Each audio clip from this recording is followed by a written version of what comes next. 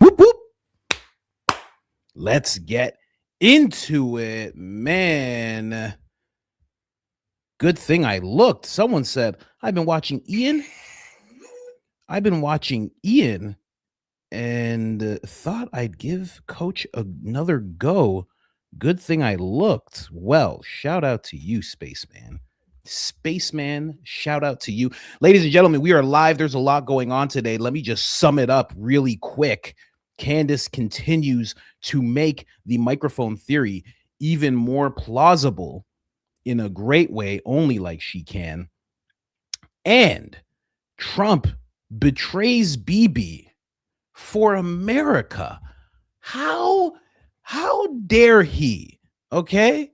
To just echo for sure the sentiments of Micro Mark Levin. How dare you seek peace for the American people and betray Bibi? There are limbs that are waiting to be blown off of people, and this guy thinks he's gonna sign a peace agreement. What the? Are you serious? We're definitely going to talk about that. What's going on, everybody? I'm so sorry I'm so late, guys. I already pinned the buy me a coffee link. It's there. Also to let you guys know, I should be letting you guys know because I definitely need more followers on there. I am on Spotify. We are on Spotify for everybody who does not know. Everything you see on the YouTube also getting up on the Spotify, episode after episode. I mean, there's just thousands, literally, of episodes on here. So you can check that out. Helps us tremendously. Please leave a review. A review would help us so much. 5 stars. A 1-star review doesn't help as much. You would think all press is good press, but not when it comes to reviews.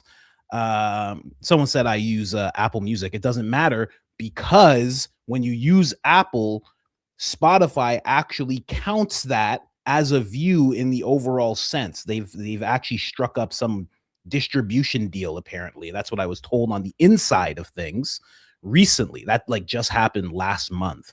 So even if you're on Apple, still leave a review. We love it. I found you with Spotify. That's a good thing to hear. Anyways, guys, we got to jump right in. You guys know I always come with the important stuff, and today is no different.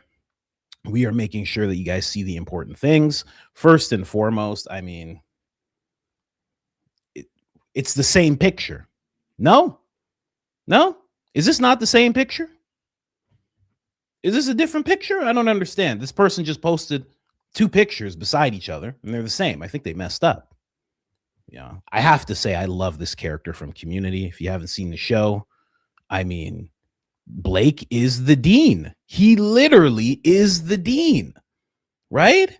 Right up there with being very closeted, right? Think about the show, Community, okay? And then think about the dean, right? The dean, very closeted. The dean, glasses, bald, nerdy. The dean, in love with a very tall man, which is, I think his name's Jeff in the show. In love with Jeff. Jeff's a regular name, just like Charlie. Blake also loves very tall man. I mean, I just had to show you guys that. I mean, let's move on, though. I found this absolutely hilarious. This person here, Crystal Smalls, she's like, Mama, we the bestest, Mama. We just gonna bomb their heads. It's as simple as that, Mama. Okay. This is her commenting on Officer Tatum's post. All right. She didn't even tag me. She didn't even tag me in it. She just did it for the love of the game. And that's the type of stuff I like to see. Shout out to Crystal. Just did it just because. Had nothing to do with me even. You love to see it. You love to see it. Make friends in the comments. Someone said I needed my comedic recap. I know. I do apologize. And if that's what you're looking for, well, here it is. This is Lindsey Graham. This is Lindsey Graham having the time of his life. You thought he was having fun when he was at Disneyland. Oh, goodness me. Oh, goodness me. No. That's where he's having the most fun. Have a great time, sir. You've never seen Lindsey Graham so happy. You've never seen him so happy in your entire life. Wow. Oh, man. Hi, guys. He probably waved those guys down. Hey, guys. Hey, guys. Hi. Oh, man. Y'all are specimens. Can I have a picture with y'all? Can y'all come real close? A little closer? Is that close? Okay, that's close enough. All right. Let's all put our thumbs up. Huh? You guys can put your thumbs wherever you want, by the way. Huh? Just letting, either you guys? Oh man, y'all, can I get in between? I want to get in between. I think I really want to get in between. Someone said prolapse. That's what he was hoping for. It's not AI. Someone's like, is this AI? No, it's not. Oh, that's just Lindsey, man. That's just the way he is. And it's all good. It is all good, you know?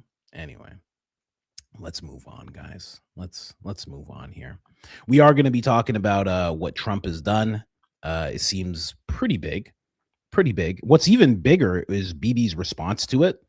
And you can only guess what his response is, but it is crazy. His response was insane. So we'll be covering that. But of course, we're going to get into Candace Owens. We have to. She's talking about the microphone theory. She's really jumping in on the theory, exposing it to a very big audience. The microphone theory has been something that it's been a very, very small sample of people who are in the know of what happened to Charlie or trying to be in the know.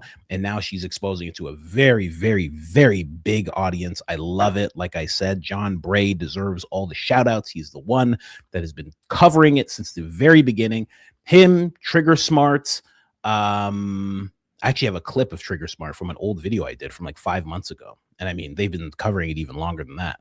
But him, Trigger Smart, there's probably some of the Sam Parker, I believe, as well, was dabbling in that. Diligent Dennison, of course, touching on it. So those guys deserve big shout outs. Those guys got it before the YouTube gang got a hold of that theory. The guys on X were really pushing that theory pretty heavy. So let's jump. High cortisol outfit. I hope not. Keep your cortisol low, ladies and gentlemen. I did not have that option. I have drank 2 cups of coffee with green tea bags inside of them. Just saying. It's too much. But let's get into these clips of Candace. Candace is talking about the necklace theory. Now, again, if you guys don't know what the necklace theory is, you're not on X, you don't know about that stuff. All good. Who else from the beginning? Oh, I put this comment here. Who else from the beginning? It was Charlie's mic in his shirt. Me from the jump. I'm telling you guys, there's a lot of people from the jump that actually were pushing that theory right away, and they don't have channels. They're just commenting on things. They're trying to push creators to look into things. There's hundreds, thousands of those people even. So shout out to you. Oh, what's your name? I can't even see your name. Okay. I can't read that name. So anyway, Court, I'm going to call you Court. Anyway, shout out to you, Court. You and many other people were on that right away. Good going.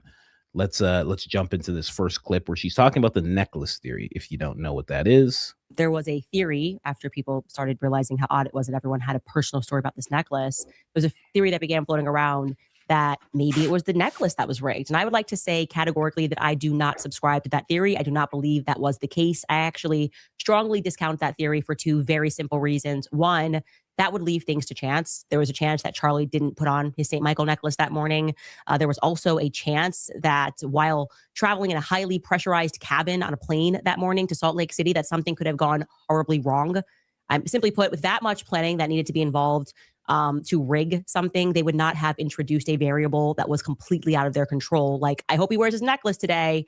And they also wouldn't have put Mikey McCoy, Blakey Neff, and the entire team that were on board that jet traveling with Charlie with an explosive. So I just completely discount that theory.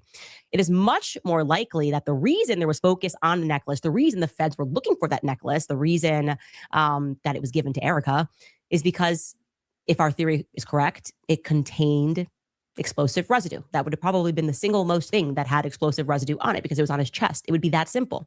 And if the feds were in on it, as we all suspect, and they would. Real important thing I have to interrupt. Daisy's mom. You got to tell me your mom's name. Daisy's mom. Hi, Daisy's mom. Hello. How are you, Daisy's mom? This is actually how YouTube works now. I can see you. Did you know that? I can see you. Wave. Hi. Hello. It's very good to see you. I hope you're having a good morning. What do you have there? Oh, really? Hello, Daisy's mom. Your daughter is the greatest researcher in all of America. Did you know that? Did you ever think that would happen? Look at you. You should be proud. Anyway, let's get back to it. Sorry, this is important business. Sorry, everybody. Would have gone, okay, where is that? We need to make sure we get rid of this necklace in some capacity. And the safest bet would have been to say, well, we're giving it to his widow. Now, as we unpacked yesterday, when you run this theory that Charlie's microphone was rigged, suddenly every little oddity in this story, every little oddity from September 10th onward begins to make a lot more sense. To briefly recap, we put together this graphic for you guys. The rigged mic would go a long way in terms of explaining why the bomb dogs were kept away. This right here is why I love when Candace gets hold of a theory. I don't care that this theory has been out for a while. Like, I have a video covering it 5 months ago, 6 months ago. I don't care, because rarely do you see people pull together something like this. You know, I know sometimes when we're listening to Candace, I get it all the time from people. They're like, I need you to break down that episode. Didn't fully know what was going on. Need this explained. This is why I love when she covers something, because she does this. She lays things out just like this. Is just like when she laid out the turning point lies told by Erica. You know what I mean? She just lays it out just like this, and it makes it very consumable for everybody. Because when you hear the microphone theory, if you just listen to somebody explain it that kind of half knows it and kind of doesn't and kind of has a little bit from John Bray and heard the Trigger Smart thing and watched the Baron thing, it won't make as much sense. But then when she lays it out like this, it's just I love it. This is what I love about her getting a hold of a theory. This is why it's so important. And I've said this before. It's so important. And some people are just like, hey, what's going on? I heard about this theory already. It's so important for whoever is trying to investigate this thing. Don't feel like you have to start where everybody is right now. Go back to the beginning, because the mind that you have is not the mind that everybody else has. And you will be able to pull things out that other people weren't. I mean, it's just that's just me. That's how I feel about it. But I also have I don't know if it's like a little tism thing, but I love to watch things over and over again. So I could care less. I could listen to the same information over and over again from different people, and it doesn't bother me. I actually love it. I love it. You can ask my wife. My wife knows. I rewatch things all the time. We should rewatch Game of Thrones, honey. Let's do it. But let's go through this whole thing, right? I don't want Candace to have to do it here. Take a break, Candace. Don't worry. Why the bomb dogs were kept away from the crime scene, right? That's something that we talked about yesterday as she covered it. Why the crime scene was immediately paved over and the soil was excavated. 10 to 12 inches of soil excavated away. That's for sure to pull it away from the bomb dogs so they couldn't smell it. That's what I think. That's the connection that I made yesterday. I was like, what is going on? Why the feds were searching for Charlie's necklace, explosive residue. That I never thought of. Now, I know she doesn't subscribe to the necklace theory that the necklace had anything to do with it, but that would make a lot of sense. Why that necklace was pulled away so quickly. Again, there is a time and place where there are 3 guys in his security. I think it's Dan, Brian, and Rick. There's 3 guys. They're down there. You can't see their faces. You have no idea what they're pulling away. You have no clue. Now, thinking back, could it be the magnet from the microphone trying to clean all that up?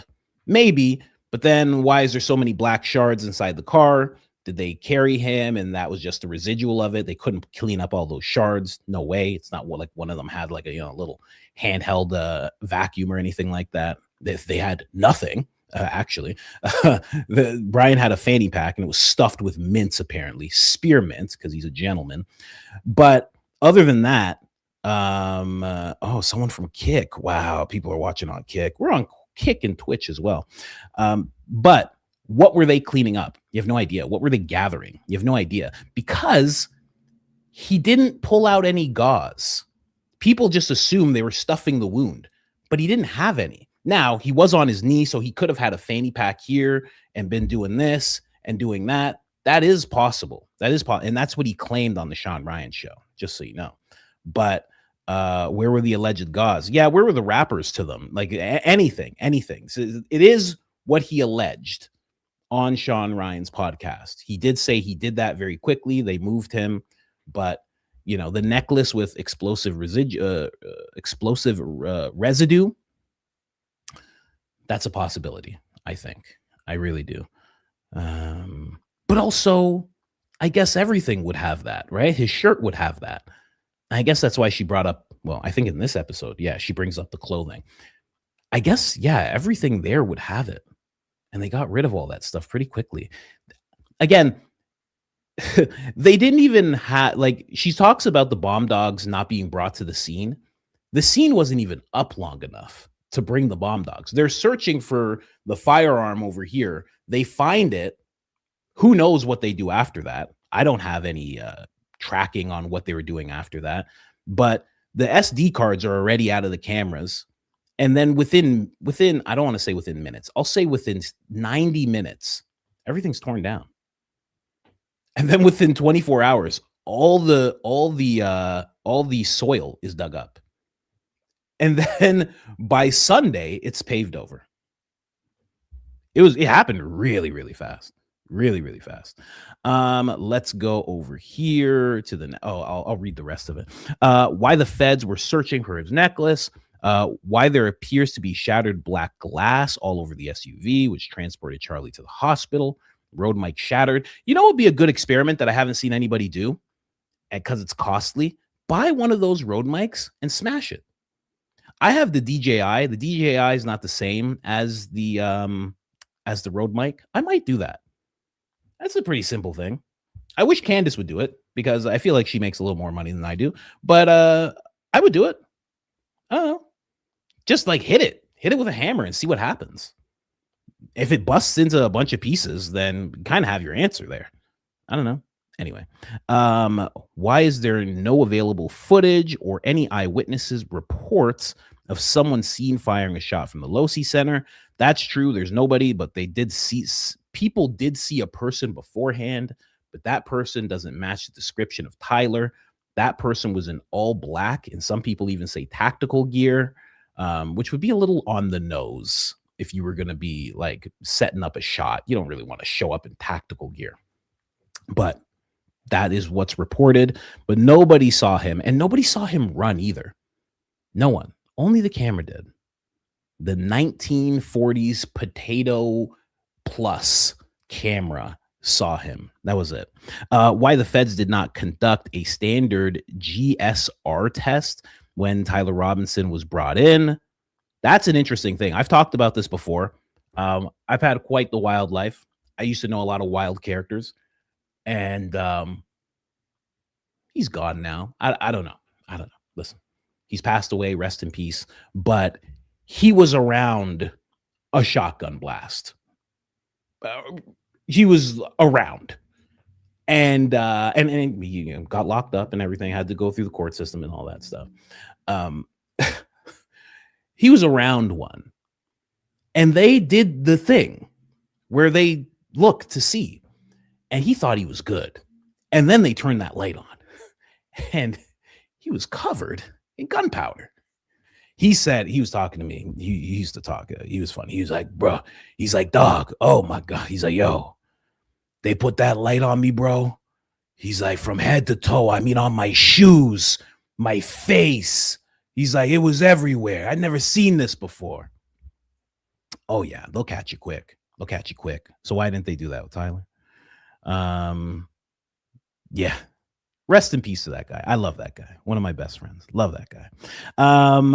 Why Terrell violated the crime scene to remove the back footage. Yeah, it's weird that nobody even addresses that in regards to like Kash Patel. Like no one addressed that. No one said, hey, it's fine that he did that. No one has said that. The only person who said it's fine that he did that is Tyler Boyer. Tyler Boyer's like, oh, well, the authorities told him to. And then Andrew's like, well, he said he did it because people are evil. Like they didn't have a good story for that at all, a good alibi. Why was there unusually no ambulance on standby? Paramedics would have seen the shattered road mic pieces and other evidence which did not support the gunshot. See, that's a weird thing also, because if I had a friend, or even if I was just a person who was protecting Charlie, and I saw those two paramedics, EMT guys, Connor. Yeah, Connor was the one guy who's really trained in what Charlie had going on. I would be like, you got to get in here. I'd be like, Frank, you're no one. Bye. You're a security guard. Well, we're out of the security realm right now, so you don't get in here. I'd be like, these two guys come in. You're going to drive. I'll be in this thing because we're going to carry him out. And that's it. Put the seats down. Get Frank away. Lay this guy out. You guys got to work while we drive. Like that would have been my reaction. But I don't know. I'm basically Jason Bourne, so I can't fault anybody for not having my reflexes in a situation like that. Why Erica forgave Tyler quicker than she forgave Drewski. Now listen here, guys. Drewski made fun of Erica, okay? And it wasn't nice. And we didn't like it, right? The white face, the blonde wig, we didn't appreciate that. Tyler, on the other hand, made her rich and famous. I'm just saying, if you believe the Fedslop narrative, he's made her wildly rich and famous. You forgive a man like that. You don't hold a guy like that over the coals. Guy basically gave you $10 million. My friend sounds like Joey Diaz. My friend was exactly like Joey Diaz. He was exactly like Joey Diaz. I mean, to a T. He wasn't fat or anything. He was like a slim guy, but he was just like Joey Diaz. Everything you've heard Joey Diaz say, that's exactly what my friend was like. He was a wild man. He was born in the wrong century. Like he was a wild, wild guy. Very wild.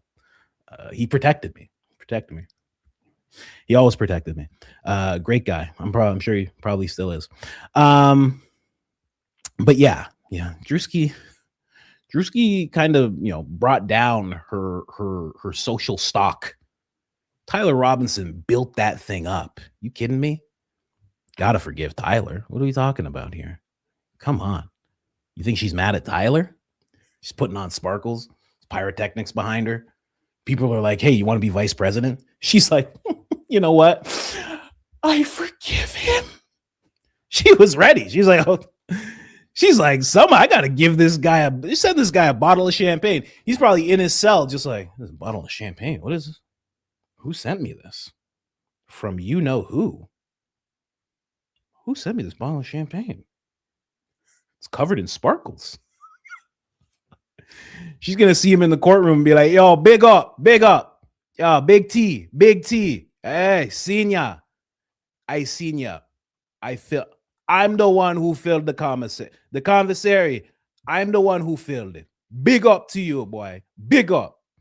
Of course. Of course. Gonna see Tyler. What up, bro? You good? You know I done forgave you. You already know. You already know. Nah, bring it in. Bring it in. Bring it in, boy. Bring it in, man. I seen you. I mean, I hope they kill you, but I mean, that's her in the courtroom. You. Thanks a bunch, big guy. I'm kidding. Come on, guys. Come on. These are jokes. It's not true. Come on. That would never happen. That would never happen. Anyway, like I said, this is exactly why I love when Candace covers something. Let's move on to the next one here. I took notes. I was like, if I'm going to be late, I might as well just put some notes out, man. The next one here, forget. Let's move on. It was just the Drewski one. It just made me laugh. This one here was very interesting. This clip really stood out to me because this is exactly what I said. And it also has a magnetic clasp, which holds it onto your shirt, the other side of your shirt. And here is how they put it onto Charlie on September 10th. So they have the magnetic clasp on the outside and yet the Rode mic on the inside. Now, if you are trying to get a clear and crisp audio, you do not place it on the inside of someone's shirt, right? That would just be foolish. That would be like us running the show and just like putting, I don't know, like we wouldn't do this. Why would we want that ruffle of me moving my shirt? It really is common sense. And people who were emailing us were so frustrated by this. And as we examine the question, is this how they just had always done it? Were they always just, incompetent? That's exactly what I said. I even did the same thing. I was rubbing the microphone. And then I stopped rubbing it because I was like, this could look kind of bad because I'm rubbing the microphone. And, I'm just, I'm immature. So I stopped doing it. But I was doing that because, yes, that makes perfect sense. You don't put it on the inside. It's a bad idea. It's a very bad idea to put a microphone on the inside. If I was working with someone and they did that, I'd be like, hey, man, put it on the other side. What are you doing? Hey, Terrell, hey, what are you doing? No, keep the SD cards in the camera. What do you do? Why are you all shifty? Can you put his microphone on the outside, please? This is crazy. What are you doing? That's what I would do. I'd be very, very mad. Candace is going to be live with Lionel. Sick. That should be very interesting. I hope here's the thing. I don't know what happens when I interview people. They go nuts a little bit. I don't know what it is with me. They go nuts a little bit. Lionel just went off. Lionel was like a stream of consciousness. It was wild. I hope he's like that with Candace because Candace would laugh her head off. She has a great sense of humor. I hope he gets like that with Candace. But yeah, I said the exact same thing there. And then we move on to this clip. Just a quick breakdown of everything, guys. Let's move on to this one really quick. This is the live stream. This is something that I never thought of. I don't know if it's possible. I don't know. But yeah, hand farts. If he does the hand fart with Candace, oh my gosh.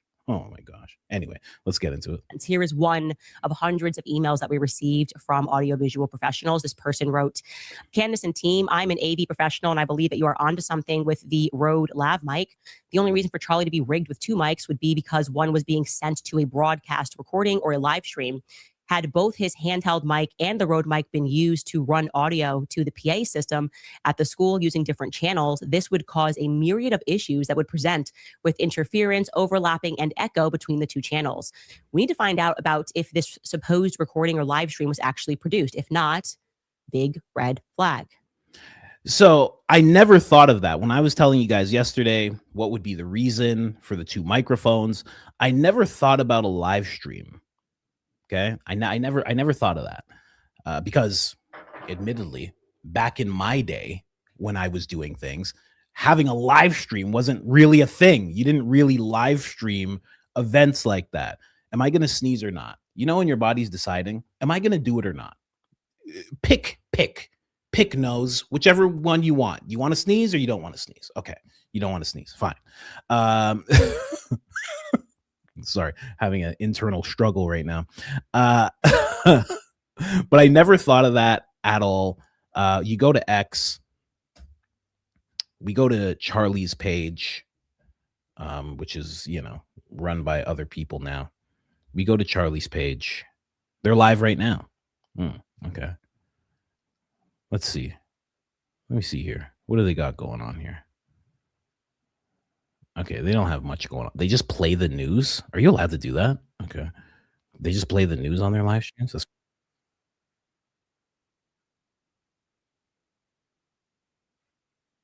Okay, so that's that live stream. I know that the live stream they did is not available.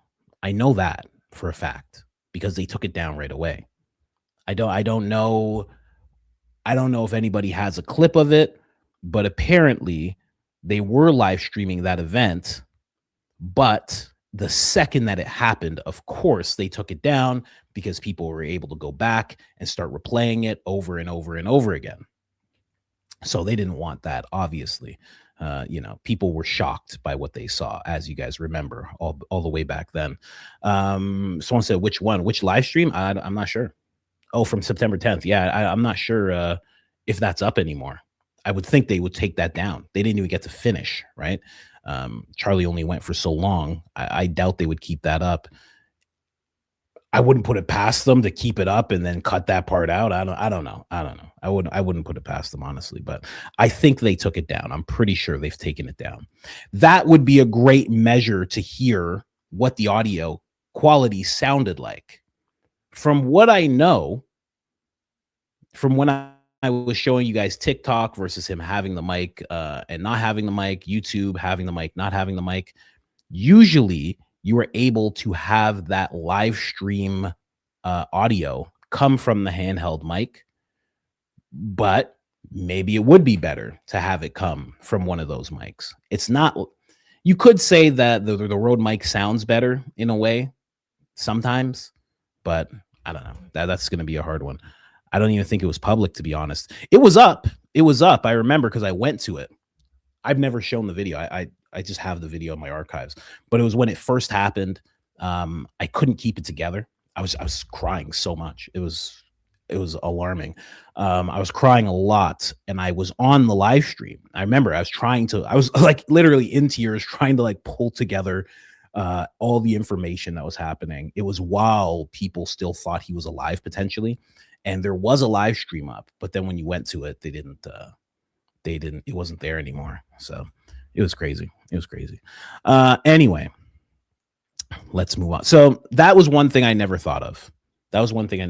So they could have two microphones, handheld, Rode mic, just for the sake of getting it to the live stream. Candace was told that there were people listening, and that's listening back in Arizona. And she was like, who are those people? We're never going to find out who those people were. It was probably just Bibi. It was probably Bibi and Erica, quite honestly. Come on, guys. I'm just kidding. But let's get in here really quick to the next clip. I call this one, I have these notes. I have these little headers. This one is called All Roads Lead to Kids. It's not funny. I laughed when I wrote it, but it does seem like all roads lead to kids for some reason. Not really understanding why. Okay, it's kind of crazy. But let's play this. Philip Goldsberry. So they have obviously the same name. That's his dad right there. He is a pastor in Arizona. And I asked my team to figure out just like basic facts about him. Like, where is he from? Like, is there going to be another connection here? What's he involved in as a pastor? And you guys, our connecting themes spreadsheet is probably going to grow a little bit longer because you're not going to believe me. Because back in 2006, when Erica was getting her teen Miss America crown under the Trump Miss Universal organization, Dr. Philip Goldsberry co-founded a charitable organization which began doing work in Eastern Europe.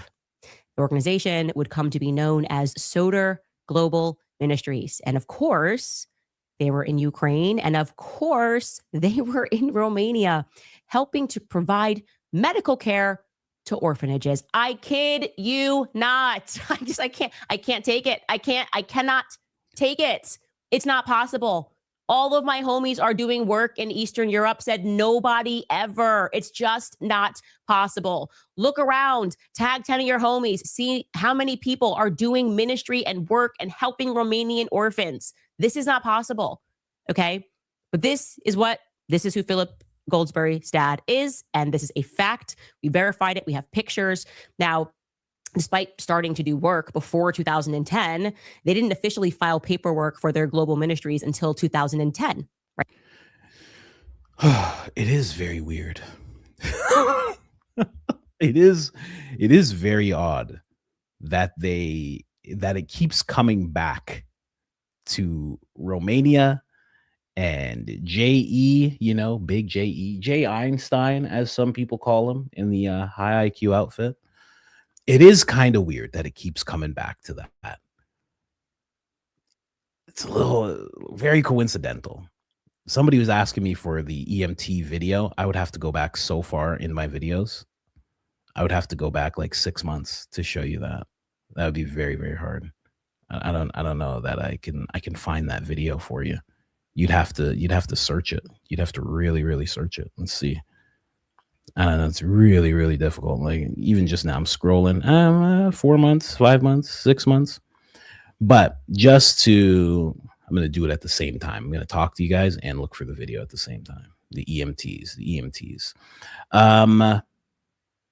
Yeah, it's getting really weird that every single one of these guys is either adjacent or directly connected to. It's getting to be a bit much. I don't know. I just want to say it. Why can't we just say it? We're just not allowed to say it. Why aren't I just allowed to tell you what it looks like? But it's like too accusatory. They don't like when you do that. It's getting a little silly. There it is. I found it. How about that? Let's jump over here. Look at that. I'm way closer to the camera. Look at me. Here, let me just we have it right there. I'll show it to you guys in a second. Hold on. We got it right there. Your boy found it. I told you I'm like Jason Bourne, right? So oh, you doubted me. I'm just like Jason Bourne. Two things at the same time. It does kind of lead to where I had it at the end. I didn't have a clip for this because I didn't want to play it, but the way Candace at near the end, around 38 minutes, she connects Charlie Kirk to J. Einstein and how he could have passed away because of that. Now, I've also talked about how many things were going on around Charlie. So it's hard to just say it's because of that, J. Einstein thing, that island boy thing. It's hard to say that it's just that, but that is the one thing that you do see him pushing throughout the timeline. The only place where that kind of goes away, and I could be wrong, I just listened to the interview. The only time he's not pushing it is when he's in the Megyn Kelly interview, because he's all wrapped up in people attacking him, and when he's in the Ben Shapiro interview.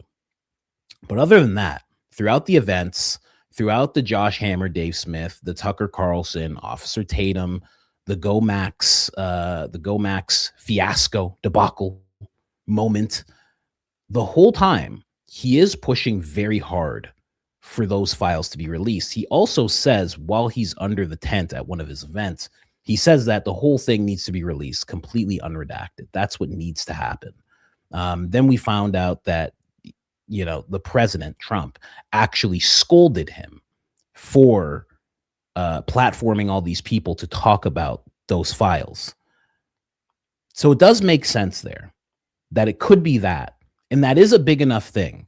But I also think, and I've kept this line of thinking the whole time, that him turning against Philadelphia is also a big enough thing. I've talked about it with other creators. I've talked about it with people over the years. A gov, whatever gov, will do away with you over way less. You could be way less powerful. You could have way less influence than Charlie had. and they'll come get you. Like, what? Of course. So, I do still think I do lean more towards the fact that he was just changing his views on Philadelphia, quote unquote, as to why this whole thing happened. I do still think that. But I guess at the same time, him covering and talking about Big J.E., the big island boy, the island boy himself, his coverage of that and saying that he was linked to Philadelphia intelligence, I guess that goes hand in hand. I guess that whole thing, because a good little evangelical would say, are we still talking about this guy? I mean, I agree with the president. Why are we still talking about this man? This man has nothing to do with any. How come we're still focused on this? We have midterms coming and we can't have our minds all wrapped up in this stuff. That's what Officer Tatum said. That's what Benny Johnson ended up saying. That's what Tim Dillon was. Sorry, not Tim Dillon. Tim Pool was saying. Tim Dillon was quite the opposite. They were all saying that. They were all being nice little lapdogs, friends of the show, but still lapdogs. So that's just my thought on it. But somehow all these guys are just wrapped up in Romania. They're all adjacent, I'll show you that clip after. I don't want to interrupt. I don't want to interrupt the flow that we got going on here. Why do I have this clip? I don't want to interrupt the flow as she talks about these terrible people.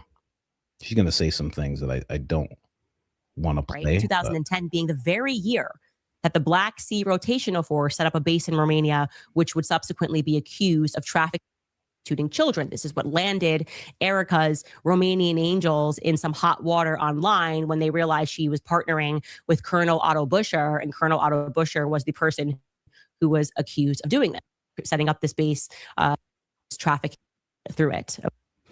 So today, Dr. Goldsberry is the chairman of the board of Soder. I know there's a lot of pauses there. She's basically talking about Colonel Otto Buscher being accused of rush hour traffic with small people. You understand?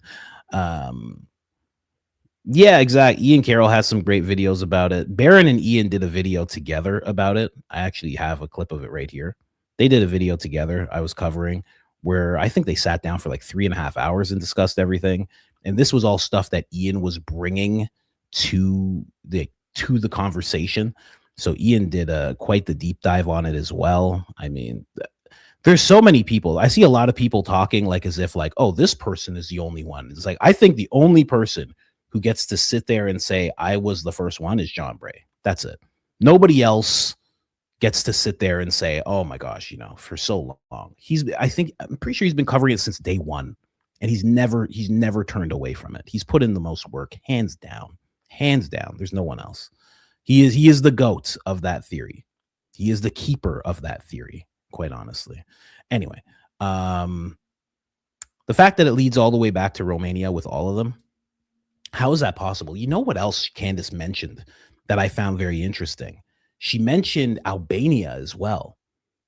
And Jared Kushner, sorry, I know I'm not supposed to say those names. My apologies. I guess he's like the new Bill Gates, the new Klaus Schwab, like arising. He and Ivanka just discovered that island in Albania with the 3,600 bunkers where you couldn't possibly hear someone scream below you if they did. It's weird. That's very odd. That's very, very odd. Just saying. I found that very interesting as well. So it seems like there's a big connection. Here's what it seems like, and I'm going to say it without saying it. It seems like there's a big ring. Okay? I'm not saying that there is. It seems as though Jarhead and Ibunka, there you go. Thank you very much. It seems like there's a really big ring of people who like children. I should be able to say that, right? I'm not saying anything crazy. I'm just saying they enjoy children. It seems like it. I couldn't tell you if it was true. But the connections are damning. I mean, Candace did it again. Again, this is why I love when she tackles a subject, you know. She comes with this whole big thing of who's adjacent, their connections. I know you guys can't read it, but you know, all of the traffic stuff, all the Eastern European stuff, all the military connections. And it's just too weird. It's just too weird that you have Andrew Colvette's brother and cousin, captains in the military, Rob McCoy's father, running psychological operations in the naval intelligence, Farnsworth family, extensive military connections, Frank Turek, naval military connections. I mean, Dr. Lee Trotter did a residency in the Air Force Base. So did Frank Turek. Frank Turek was in the Air Force. Butch Hibbs and Jack Hibbs' father, military background. Dan Flood's father is in the FBI. Is in the FBI and ran intelligence at Fort Huachuca. It's so crazy. I'm telling you, man, if it was us, if it was me and like 15 of you and we all had this, oh, the Bureau would become sleuths. Oh, they'd figure us out so fast and have our hands jarringly behind our backs. Are you kidding me? Cuffs and zip ties. If it was us, it would be crazy. All of us together, everybody's dad and family and this and that. They would just be like, hands behind your back. Get in the cell. Get in. It'd be nuts. Zacharias, his father, Ahmed, naval intelligence, the medical examiner, that's military. Even the medical examiner. Oh my gosh. Okay. And then the Henderson family. Sorry, what's that? It says BILT organization. I mean, it just doesn't stop. And then they also are adjacent to or have connection to Eastern Europe, right? Tyler actually lived out there. I think it was either Russia or Romania. Erica's out there. Andrew's brother was stationed in Romania. Tyler Boyer has a degree in Russian studies, fluent in Russian. Rob McCoy adopts a 12-year-old named Natalie from Russia. It's not funny. I'm not saying anything. It's a good-hearted person adopts people. I've always said that. It's a very good-hearted person that adopts people. Greg Laurie's Harvest Church accused of negligence. I shouldn't say, Candace says that they're accused of the actual act. They were accused of negligence because something was happening around them and people say that they should have known. So they were accused of negligence. Phil Goldsberry co-founded Global Ministries, Solar Global Ministries, charity, works at orphanages in Romania, Albania, and in Ukraine. I mean, it's too much. That's too much. I just read Eastern Europe. She has 3 categories, right? She has military. I read that. She has Eastern Europe. That's all I've read. I didn't even get to the actual stuff, the actual accusations of rush hour traffic. I didn't even get that. John is doing tests and final research soon. Yeah, see? John's been at it. Shout out to John. Colonel Otto Buscher accused of running brothel. I mean, civilian stationed at Fort Huachuca, Dave Fransworth, charged with running a young ring, we'll say. Turning Point Faith works with Pastor Greg Laurie. He's accused of the negligence. George Zinn, we all know what happened with George Zinn, what he got accused of. Andrew works ring to alarm. This is Andrew someone else. I can't pronounce that name. It's Andrew P. Works to ring the alarm on military Ukrainian ring in the United States. Calvary Church riddled with pastor of abuse stories. Never heard that. Glenn Beck / Tim Bullard. Operation Underground? I don't know what that is. Is that the Glenn Beck? Come on. No, I've never heard anything about Glenn Beck. He seems like a well-to-do man who cries at the drop of a hat. He's basically like the Van Jones of the right. That's what he's like. He's like the Van Jones of the conservative movement. Just schnopp bubbles out of nowhere all the time. No, it's not Pasopic. The P name, it's not Pasopic. It's like Piscato.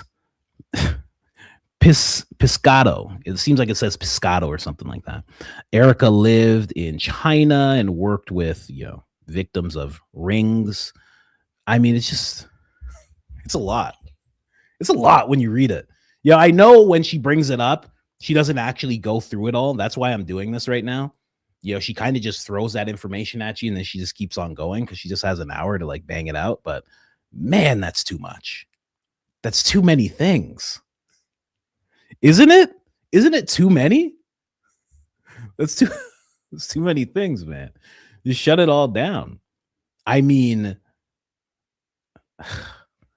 it's like, I don't even want to say Christian because I'm biased because I'm Christian. I know my biases. I don't even want, but it's like there's just this big, I'll say this. It's like they've infiltrated these Christian organizations and circles to do the devil's work. And it's a huge ring. Huge. And I guess, I guess that is a lot in regards to someone who's a part of this thing, this faith thing, right? I'm talking about Charlie. I guess that is a really big red flag when you won't stop talking about the infamous island boy. I guess that's a pretty big thing. Forget about whether or not the president's wrapped up in it. I know that's a big thing, but I'm saying forget about all that. Just the fact that if there is this huge circle of people and you won't stop, and some of these people are actually closer to you than you think. That's crazy. And then also there's the aspect, and I say this a lot when it comes to, us covering stuff like this. I don't like, does he know? Did Charlie know? I don't mean did he know about like did he know? Did he know how close he was to these people who have these questionable things around them, or has people close to him that are adjacent to these people? Did he know? I feel like, I guess I want to say that he did, but also I guess there is a possibility that you wouldn't actually be looking into that. You wouldn't think that. Like, I don't think if I meet somebody, I'm meeting creators all the time. I talk to them all the time. I don't really think, do they have this terrible stain in their past? I don't really think about that. So I guess maybe you wouldn't know, especially if you're meeting so many people at once. Some people you're not even meeting. You're just kind of meeting them like, oh, this is Rob. This is my friend Rob. And Rob has introduced me to this guy. It was great talking with this guy. We were on a panel together. Now this guy is a contact, but I don't exactly know everything about this guy. Tyler introduces me to 10 people a day. I don't actually know all these people. That's me being very, very charitable, very, very charitable. But anyway, we move forward. What's this clip? What does this clip say? Oh, it just says Charlie's connection to J.E. Let me see if I can even play this. In the pastor world, because we all know that these pastors are not sounding right to us. Their obsession with Israel, their nastiness toward anybody who is questioning the Charlie Kirk. There are such obvious holes in the story. That means they have another boss. They are not committed to truth. They are not committed to the word, Jesus Christ. That is not what they are in the business of. They are in the business of psychology and trying to convince people that because they're holding a Bible, it's not possible for them to be involved in anything dirty. I strongly disagree with that. I think Charlie's assassination is exposing something much bigger than we could have ever imagined. Anyway, I want to show you another discrepancy, another September 10th discrepancy. This time it is pertaining to CPR. You heard Andrew Colvett earlier say, we showed you the clip of him on Laura Ingraham saying about the necklace that it was removed as they were trying to save his life. Perhaps the implication being that that necklace was removed because they were trying to do CPR. Well, if you think they did CPR, you would be right and you would be wrong, depending on who you listened to that was in the car on the way to the hospital. Here is what Frank Turek has to say about CPR. We're cutting through intersections, we're just beeping the horn. This is not an emergency vehicle. There's no lights. There's none of this. And I go, we got to start CPR. So I try and start that. We were giving him CPR, but nothing was happening. It wasn't like if we had better first aid or we had better medical facilities or we were faster to the hospital, we could have saved him. We couldn't. It's interesting that he says that, because I kind of want to say, like, how would you even know? Like, you're not really well versed in that. What did people want to see? You wanted to see the EMTs. I'm pretty sure I have it right here. This is when your boy was. This was 7 months ago. This is the EMTs. Is this it? Yeah. Okay. So let me play this. Let's make that a little bigger. Yes, it's me watching me. Get over it. Ever seen? Look at that. Look how clear that video is. And then you decide to zoom in and you make it potato. Come on, man. Yeah. I don't know why people taking liberties. I agree. So many people taking liberties, man. I agree.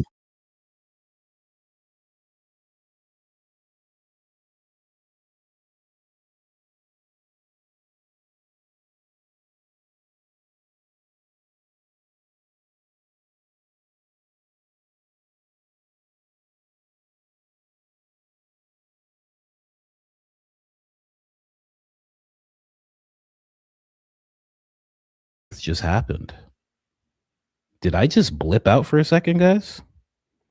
Yeah, what happened? Can't hear anything? Yeah, I paused it. What just happened? I'm not frozen now. Can you guys see me now? It seemed like it froze. Can you see me now? Can you see me now? What am I doing? What am I doing? Tell me. What am I doing? What am I doing? Tell me. Let me see. You guys know what I'm doing? Tell me what I'm doing. Okay, someone said dance. Okay. Okay, you can say, I believe you.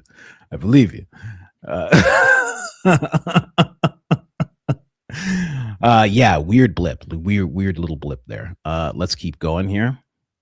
Cabbage Patch. So that means they didn't even have a chance to run up on Charlie when he was on the ground. And that would have been the time to have, look, that's a trauma bag right there. Right? So again, they are showing Frank here, but also they're pointing to the fact that there are EMS guys in the background. So it's not like these guys weren't around.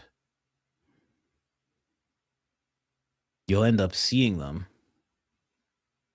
right around here. There he is. Trauma bag walks by. He's on scene. This is the guy that should have been doing what the security guards were doing. And see that trauma bag? This is Connor. This is the head guy. There was only two of them, but this is Connor. Connor could have helped quite a bit here. And I'm not saying this out of an attack on him. The security is supposed to be working alongside the campus police. So let me see if I can find another. Okay, so this is where we find them actually running up to the car right here. Let's get this guy off the screen. Looking good, though. Nice skin. Everything that's going on. And this is him and his boy. See, he takes off the trauma bag. You see that? He's taking it off. This is a very big car that they're loading up in. Frank doesn't need to be in the trunk. Frank doesn't need to be in the trunk at all. Two of these guys could stay behind. If we're talking about carrying the guy into the hospital, they only need, two strong men. Plus, they have the EMT guys if they let both of them in there. It should be two EMTs in that car, and then two of the security guys. One of them driving, one of them sitting back and doing whatever the EMT guys say to do. Taking off that trauma bag because he wants to offer it up. Let me make sure you guys see. See, it's right there. Right there. Just in case you guys unaware. that this happened.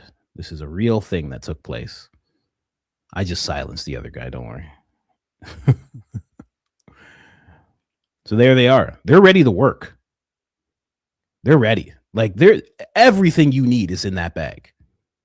Everything you could possibly need is in that bag. And they got 2 of them. They're ready to go.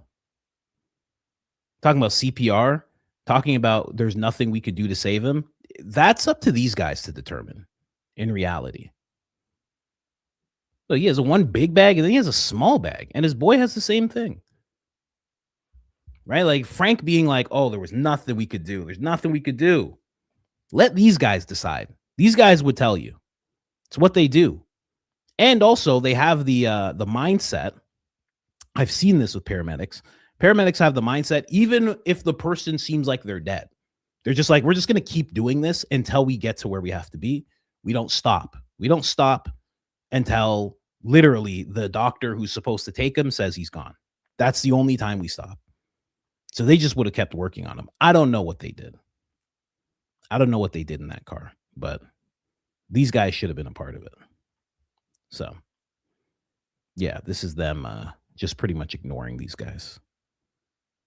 Yeah, the EMT should have got in, of course. Of course. What's that hand symbol I'm making? Oh, we caught you. I caught you, coach. I saw that. I saw that. I caught you. I caught you. Anyway. Caught you. You know? Caught Baron doing it. I've caught Candace doing it. Now I caught Coach doing it. I caught him. But that is the clip you guys are looking for there. If anybody wants to see it. It sucks that I didn't actually show you who the person is. Who posted it. I think it's someone named Hustle Itch. Hustle B Itch. Pretty sure that's his name on X. And I think he has a YouTube channel, but not 100% sure. Here you go. And again, just to see it again, these guys were trying to run up. Again, this is exactly what I said yesterday when I was talking about this. They had to run up. They had to chase them. They had to run up. So right now you're seeing they have Charlie. And these guys are like, yo, like we're right here. Like this is actually, you're actually supposed to stop so we can do our thing. That's what's actually supposed to happen. But they didn't stop. They just loaded up. And again, they completely ignored the guy. They completely ignored him. His name's Connor. People were looking into Connor quite a bit. I didn't really feel a need to look into Connor. I don't think it's his fault. He's clearly there. He's clearly ready to work. They didn't let him inside the car. I mean, like you could say, okay, he really pushed. He should have pushed more. You know, but who's to say, right? He was there in the background. He was behind the tent. Yeah, you can say he's walking all you want. Trust me, he's running. Like you can say run. It's like he's supposed to be able to just have the guy. He's supposed to just be able to have Charlie. He's not supposed to chase people. They're not supposed to have the body in the air. That's the main of it. They're not supposed to have the body running with it. That's what they're not supposed to do when someone has that kind of wound. They're supposed to say, medic. That's what they're supposed to do. And then the medic takes charge from there until there's someone else who can take better care, or an ambulance rolls up, or the medic on scene says, do you guys have a car? We have to get this guy to a hospital ASAP. That's what's supposed to happen. They're not supposed to be in charge when something like this happens. The medics are, you know, if you're sane, honestly. So just to show you guys that. Yeah, this was 7 months ago. We covered this. So he's ready to go. He's like, yeah, I should probably be in that car. And I would love to know nobody ever interviewed this guy. No one could get a hold of him. I would love to know what he was thinking as he saw that, because he's probably thinking, that's not supposed to happen. They're cramming that guy into a car. I don't know if that's supposed to happen. You know, only if you plan to save him. That wasn't the plan. That's what Dan says. Yeah. Yeah, potentially. Yeah, I know what you mean. So just to show you guys that, just in case you're wondering, what was that video? Can I click off of this? There's the video. If you've never seen it, it's called Charlie Kirk. Oh, it's called Charlie Kirk had EMTs right there, but they did nothing. What happened? That whole thing. So yeah, I liked my own video. So what? Sue me. So yeah, let's just move on here. I had a bunch of other stuff, but let's just let's move on here. I think that's it for the Candace stuff. Those are the things that stood out to me the most. We went through it all. There. And then she's going to be live again. You know, I saw some people. Who was it? I think it was someone just tagged me. Was it someone that just tagged me? There's so much interaction every day. Some people just like tag me in things. And I lose it because there's so many. And I just forget. Someone said trouble in paradise. I forget who it was, but oh yeah, here. Yeah, they were tagging me. It's very interesting when people just tag me in things. But they're like, Candace Owens should give Baron Coleman a shout out. Shouldn't she? And then they're asking me. He covered this months ago. It's like, well, you know, a bunch of people did.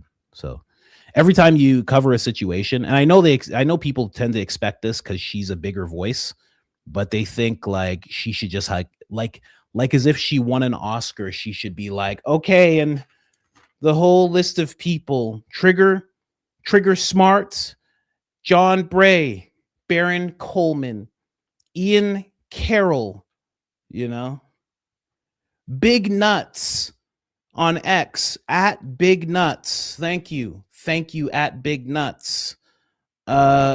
Girl 97482 on X. Thank you. I don't really think that's supposed to happen every single time. Every single time she covers something that somebody yeah, you know, someone just said Baron told her to credit John. Yeah, and she did. That's why I made sure to talk about John for like 5 minutes yesterday, because it's like, how do you not? He's the guy.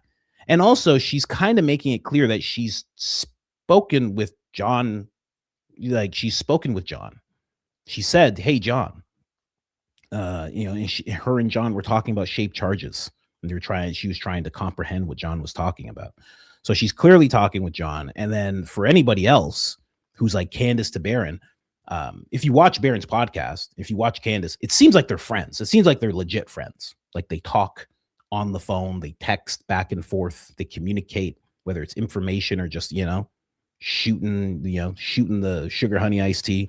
They seem like they're actually friends. So I don't think, like, I think people are making a bigger deal of it because you love the creators that you see, right? Just like when people are like, you know, she should shout you out. For the longest time, people are like, she should shout you out. And I'm like, who cares? Like, does it really matter?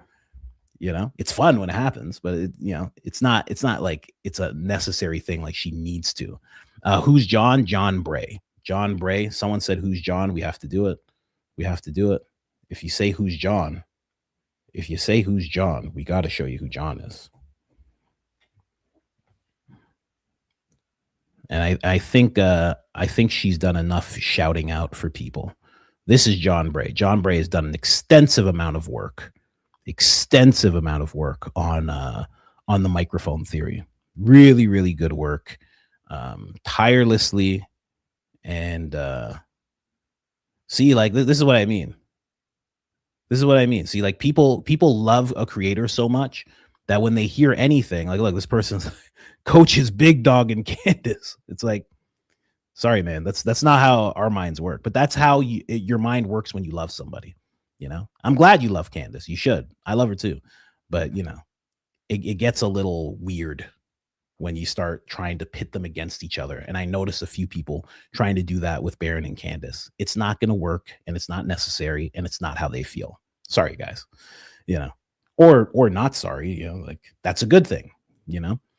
But that's John Bray. Definitely check John Bray out. Someone said I should interview John Bray. I'm ready to interview John Bray any day of the week. I feel like he has a Candace interview coming up, possibly. If he doesn't, I would sit down with John. I would love to sit down with John and just talk about everything.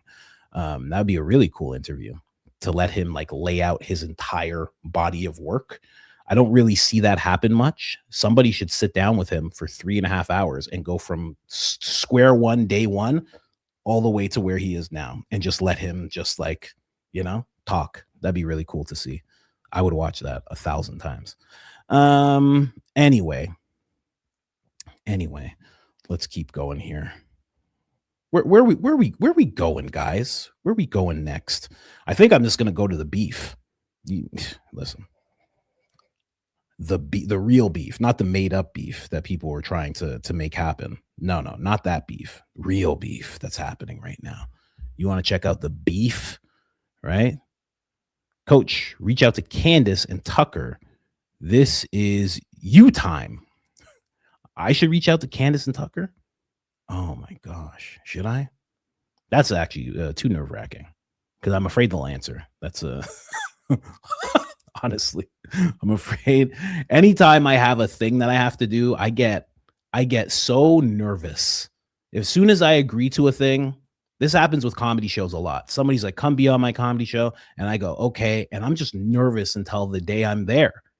And then I'm even more nervous. And then it doesn't go away until I touch the microphone. Then it goes away. But leading up to that, it's just nerve-wracking. And the same thing happens with interviews. It's just nerve-wracking. And plus, I like watching the news. I don't like being the news, you know. I have a thing. But let's move on to the beef of it all. Actually, you know what? Before we do that, Zach Costello here, he says a very good way for Turning Point to debunk the exploding microphone theory, which has merit, is to provide the audio from the mic that was on Charlie and provide the video from that camera that was set up right in front of Charlie. That would show everything in ultra high definition. That's pretty good. That would be really cool if they would do that. Now, do I think they're going to do that? Absolutely not. They won't even release a video that they claim they have of Charlie appointing Erica. They won't even release that. So I doubt they're going to release this, you know? Someone said, no nerves. Everyone loves you. Believe you me, I don't subscribe to everyone loves me. I don't subscribe to that. There's a reason I'm a comedian. Do you know what kind of people become comedians? It's not the type of people who thinks everybody loves them. It's a different type of person that decides to be a comedian. But Zach is correct about that. That would debunk everything pretty quickly, and it's not going to happen. Now, here's also the thing with what Zach is saying. When it comes to the audio from that microphone, some people might think, well, it blew up. So if it blew up, then there's going to be no audio. Well, that's just not true. Those things have this weird, they have an onboard recording. Okay, this is why they're so good. This is why so many people use them. They have an onboard recording, and also I'm pretty sure the transmitter has a recording. I might be wrong about that. But basically, within one microphone, we'll call it unit, there's 2 recordings. So they should have that audio. They should have it. Now, what does that actually prove? That audio. It would prove there's actually recording. But if they put enough, a small amount of that explosive, then the microphone should have still worked, right? That was something that Candace showed, that if there was a little bit, I'm thinking as I'm going here, but she said with the pager, they put just enough so the pager was still active. But with the pager, it only blew off fingers, and it did damage, but it wasn't like mortal wounding people as much as it could have.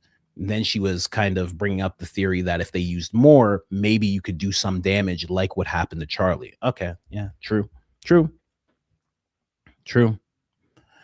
Perfect. And then I want to go over to something that Sam Parker said.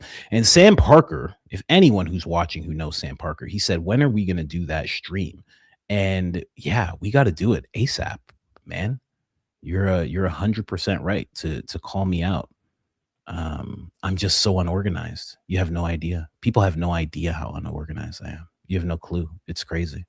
But I do want to do that video with you, Sam. I do. I promise.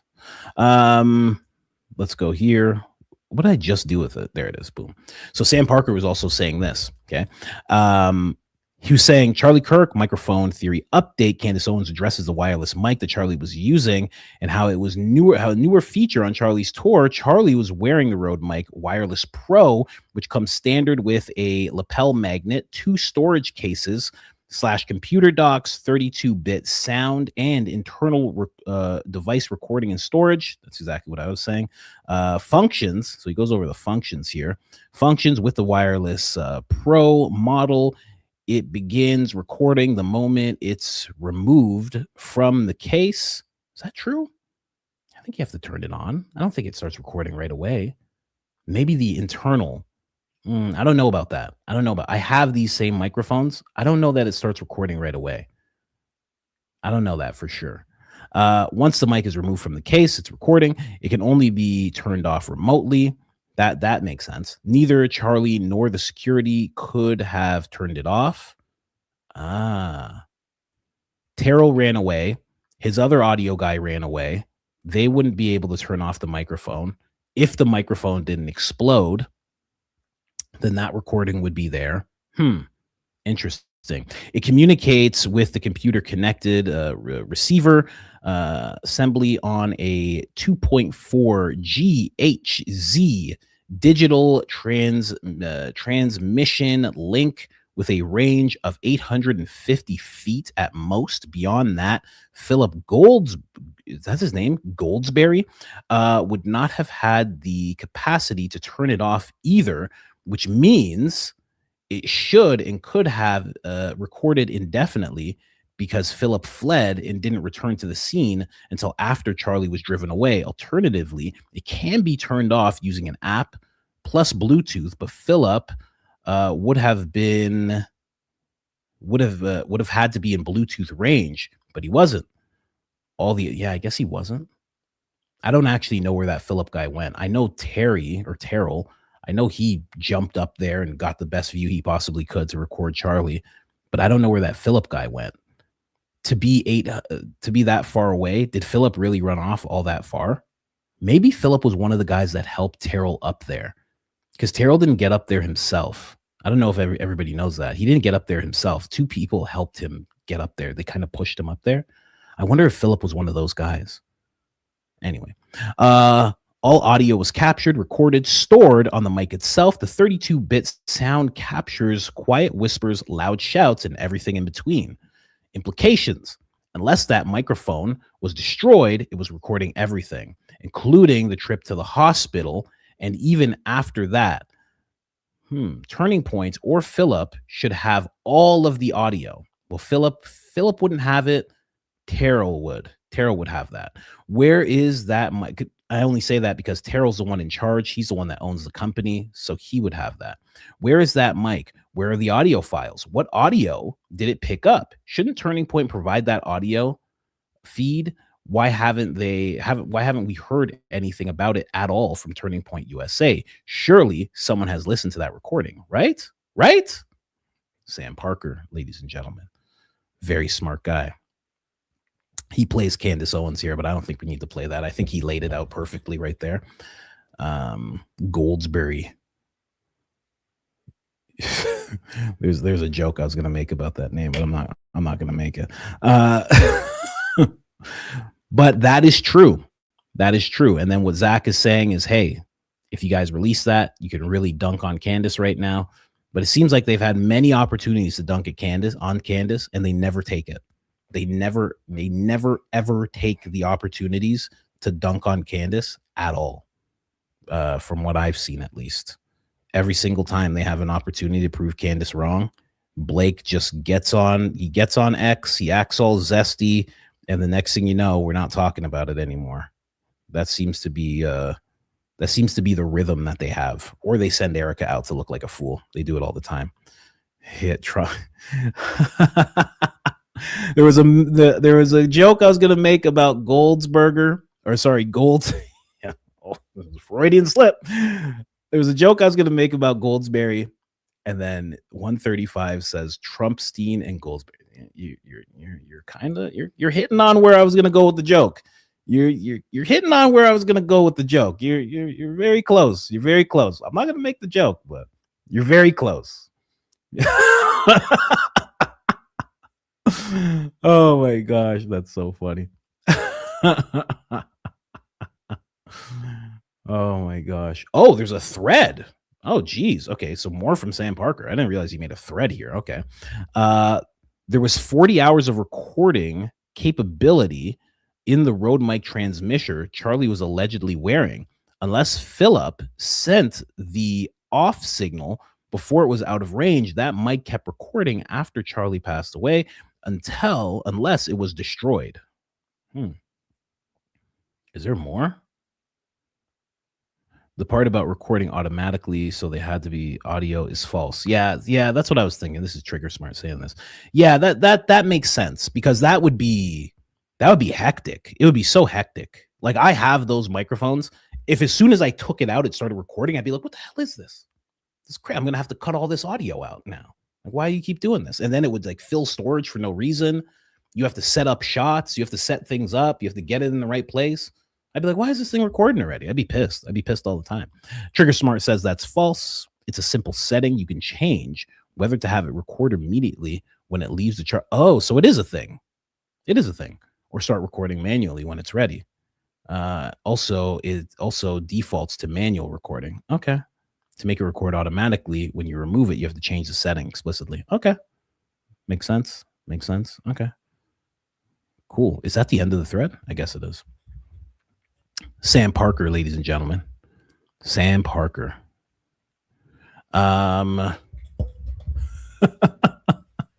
It's so funny when I ban people. I always think of it. I'm like, oh, bye. It always makes me laugh. You know why it makes me laugh? Because I watch Asmongold. I love watching Asmongold. I think Asmongold's just the best. And he looked up how many people he's banned, and it was thousands of people. He's thousands of people that he's banned. And I was like, why are there thousands? And now that I'm live streaming, I'm like, oh, that's why there's thousands. I understand now. Oh my gosh. Anyway, let's get to the rest of the beef here. I'm just ranting away here. Let's keep going here. Let me just make sure I have those timestamps for Jacob. I'm telling you, this Jacob kid that I have working for me right now, he's a beast. I mean, he was on vacation, still pumping things out. He's just constantly blasting things. It's crazy. It's crazy. Asmon is a stallion. He is. You know, he really is. Asmon's about to read something really crazy. I mean, I can't get into it. There is a report that's being released about the UK and certain gangs that are running around doing terrible things in the UK. And he's going to read that report. A lot of balls. For sure, I think it's going to be a problem on this platform. I think it's going to be a problem on Twitch. Probably going to get banned from Twitch, I would think. But he's doing it anyway. Yeah, the R gangs. Yes. You know exactly what I'm talking about. The R gangs. It's absolutely disgusting, and it's a real thing. And people for the longest time were saying it wasn't a real thing. And it's all come to light. It's absolutely disgusting. So I can't wait. I don't know. I can't wait for him to do that. It's a very brave thing to do. You know, he's already in that position where he has millions of dollars. He really doesn't have to do stuff like that. He has an audience. He has so many other things he can cover, and he's choosing to do that. So really legit guy. Really legit guy. Love Asmon. Asmon, funny enough, Asmon Gold lives so close to Joe Rogan's studio, it's crazy. The fact that he hasn't been on Joe Rogan is ridiculous. He could walk to Joe Rogan's studio. Actually, I shouldn't say that. It's probably like maybe a 15-minute drive from Joe Rogan's studio. He's so close. You know who Asmon Gold is? I'll show you Asmon Gold. Hold on. Before we continue the beef here, I'll show you who Asmon Gold is really quick. He's a wild man. He's a wild man. I shouldn't say I know where he lives, but I can tell from what I've seen him do interviews like in and around his house. I can tell where he lives in Texas, and I know my wife and I have driven by it. Maybe not directly by the house, but definitely in the vicinity of where he's at. Definitely. I'm not a weirdo or anything. I'm not looking for him, but I'm just saying. He's around. Yeah, he's in Austin. Yeah, no, I know. I'm positive I know where he is. I'm positive I know exactly where he is. He's not in the newer part. There's like a new like developing nice part of Texas, and then there's like the older part. He's in the older part. Yeah, especially at Austin. There's like you know how Austin's like, it's building up. It's less weird, keep Austin weird. Well, there's like a weird part that like stayed weird, and he lives like around there. Yeah, this is Asmon Gold. Interesting dude. Very interesting dude. Lego scandal. He covers all sorts of things. Very, very interesting guy. One of the big inspirations of why I started live streaming for sure. Anyway, let's move on. Candace Owens talking to Blake. There is something going on here. Let's start it off where it needs to start off from. I can't believe I don't have that pulled up. I can't believe it. Let's start it from this point here. Let's go to what Blake actually said first. Oh, this is what Lionel said. Okay. And then Blake gets into it with Buckley. Okay. So Lionel's like, I have an idea. Hear me out. If Candace Owens is wrong, biased, evil, reckless, whatever, thanks for using small words, Lionel. Appreciate you. Try this revolutionary concept. Tell us why. Cite evidence. Refute arguments. This is crazy. I mean, come on. They're not doing this. Produce facts. Point to an error, but spare us the collective excrement and blanket denunciations. That's not debate. That's just emotional outsourcing masquerading as intellectual vigor. And a repost meme won't cut it either. Fair enough? And of course, doesn't respond to Lionel, but then Buckley takes it. Uncle Buck steps into the fray. Seems your expertise Blake Neff, and few could be more hyper focused on Candace Owens rather than on the absurd lies and actions of our quote unquote bureau. It's your quote unquote job after all. Can you meet this reasonable standard Lionel proposes? No preconceived hatreds allowed. And then Blake steps in. Sassy Blake steps in with the sass. He says, I've done entire shows focused on the evidence against Tyler Robinson. And we've spoken with legal and ballistics experts who have gone into far more detail than we can. You know why I don't like this? What he's saying right here? He's talking about Gary. That's who he's talking about. When he says ballistic expert, he's talking about the podcast he did with Gary. No, not good enough. You prefer to believe Ian Carroll and Jimmy Dore. In response to baseless character assassination against Charlie's wife and lies about Charlie's intentions for the organization, we posted direct video evidence of his intent, and you called it AI. I mean, won't even see what I mean? See what I mean by this? They won't even release that video. They release it in such a weird, odd way that people can't even really track it. And then they say, we released the video. It's like, you didn't release the video. You didn't. You did that little roundabout weird way of doing it. You did. When we talk about Charlie's views on issues to the best of our abilities, supported with video where we can, You just call us liars. You don't care about the evidence. You care about hating. See, this is a very odd way of breaking this down, because even this, like when we try to talk about Charlie's views on issues to a best of our ability, supported with video, it's other people who have the video all the time. That's why they get community noted when they say things, and the community notes responds with video. This is what happened with Thomas Massey. This is what happened with regime change. This is what happened with the files. Over and over again, this happens. And again, they just act like this didn't take place. Now, Buckley fires back. The FBI story is BS. Man, Buckley and Tucker need to do an episode together where Buckley talks about this stuff with Tucker. That's what needs to happen. You know, they need to talk about turning point stuff together, because they never do when they do a podcast together, to the best of my knowledge. That's what I quote unquote hate, Blake. Also, your misdirected hostility towards all those who seek truth and evidence. Plus, your seeming lack of curiosity. Accept Candace's invitation to do a live stream debate, Blake. Didn't you admit to supporting? Did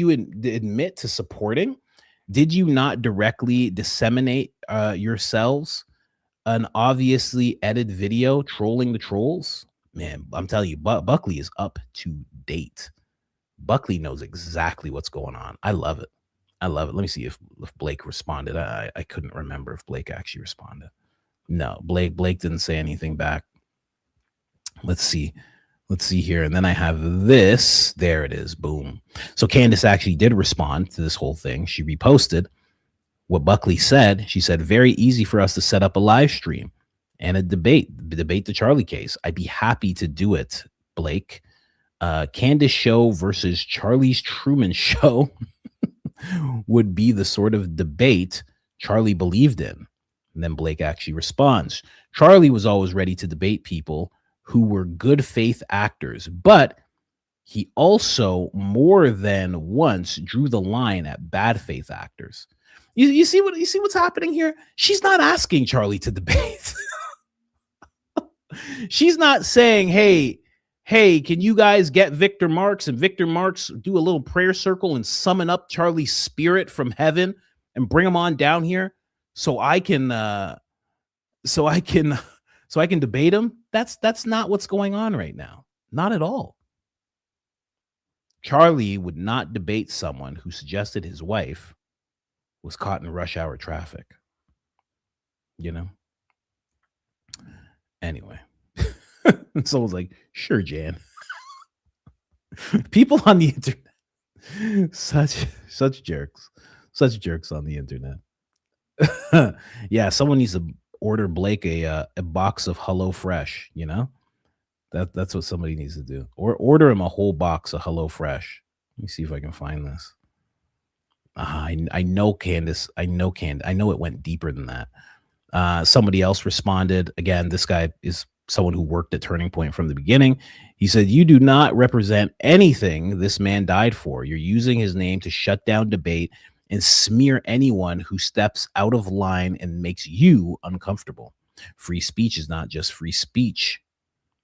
Free speech is not just the freedom to say what you want. Sometimes you might have to hear things you don't want to hear. There you go. Solid. So I don't know what's going to happen with that. A lot of people are pushing for it. Yes, come on, Blake, show us what you're made of. You know, Candace is pushing for a debate. I wonder if Candace said anything else. I wonder if she said anything else about this. Let me see. Did she push it all? Did she push more? Wow, she reposted Travis. Travis is doing his thing. Look at Travis. Your daily reminder that Brian Harpole is suing me for claiming his team is incompetent for the treatment of Charlie Kirk, September 10th. Let me just see. Oh, she did respond. I knew it. I know her very well. Ladies and gentlemen. Yes. Charlie was known to instead obsessively tweet about and watch every minute of content from bad faith actors, quote unquote, while continue to dodge any discussion with them. Blake, you are the greatest living example of why the world is convinced Charlie was portrayed. So true. So true. Bigger than anybody. Since Blake's been like really online, before he wasn't saying anything. Now that he's online constantly like this, she's 100% right. And of course, Blake responds. Blake responds with a text message. It's funny that Blake responds with a text message after saying people who repost his text messages from private conversations are disgusting. Absolutely amazing. You were invited to attend a discussion right here in Phoenix, and you came up with a bogus cartel assassination plot as an excuse not to come. That's separate from the other assassination plot you use as an excuse to skip Charlie's memorial despite being invited. Charlie said it best. I'm sure if I was her, I would never go. I would never. No.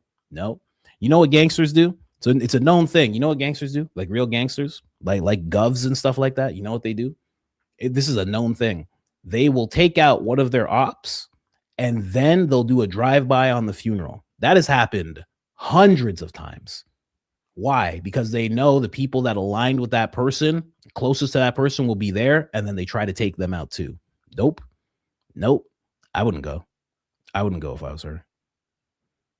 Just saying. Anyway, he uses Charlie's text messages. He says, these Candace loyalists are hilarious. Okay. I wish he posted the rest of the conversation. I wish he showed us what this whole double tapping exactly. I wish he showed us what the rest of the conversation was, so we could get the full context. This is from 2024, Maybe he did think they were hilarious. Maybe somebody reposted something in that chat and Charlie thought it was funny. And then he just said they're hilarious. Like, I don't know. He's really using it in bad faith. Almost like he's a bad faith actor. What? Huh? Come on. Couldn't be. Twinks are usually the nicest people. It's really weird. It's true. They're usually really nice. Outgoing, flamboyant. Yeah. He's a very, very angry twink. Very, very angry twink. They're usually very nice people,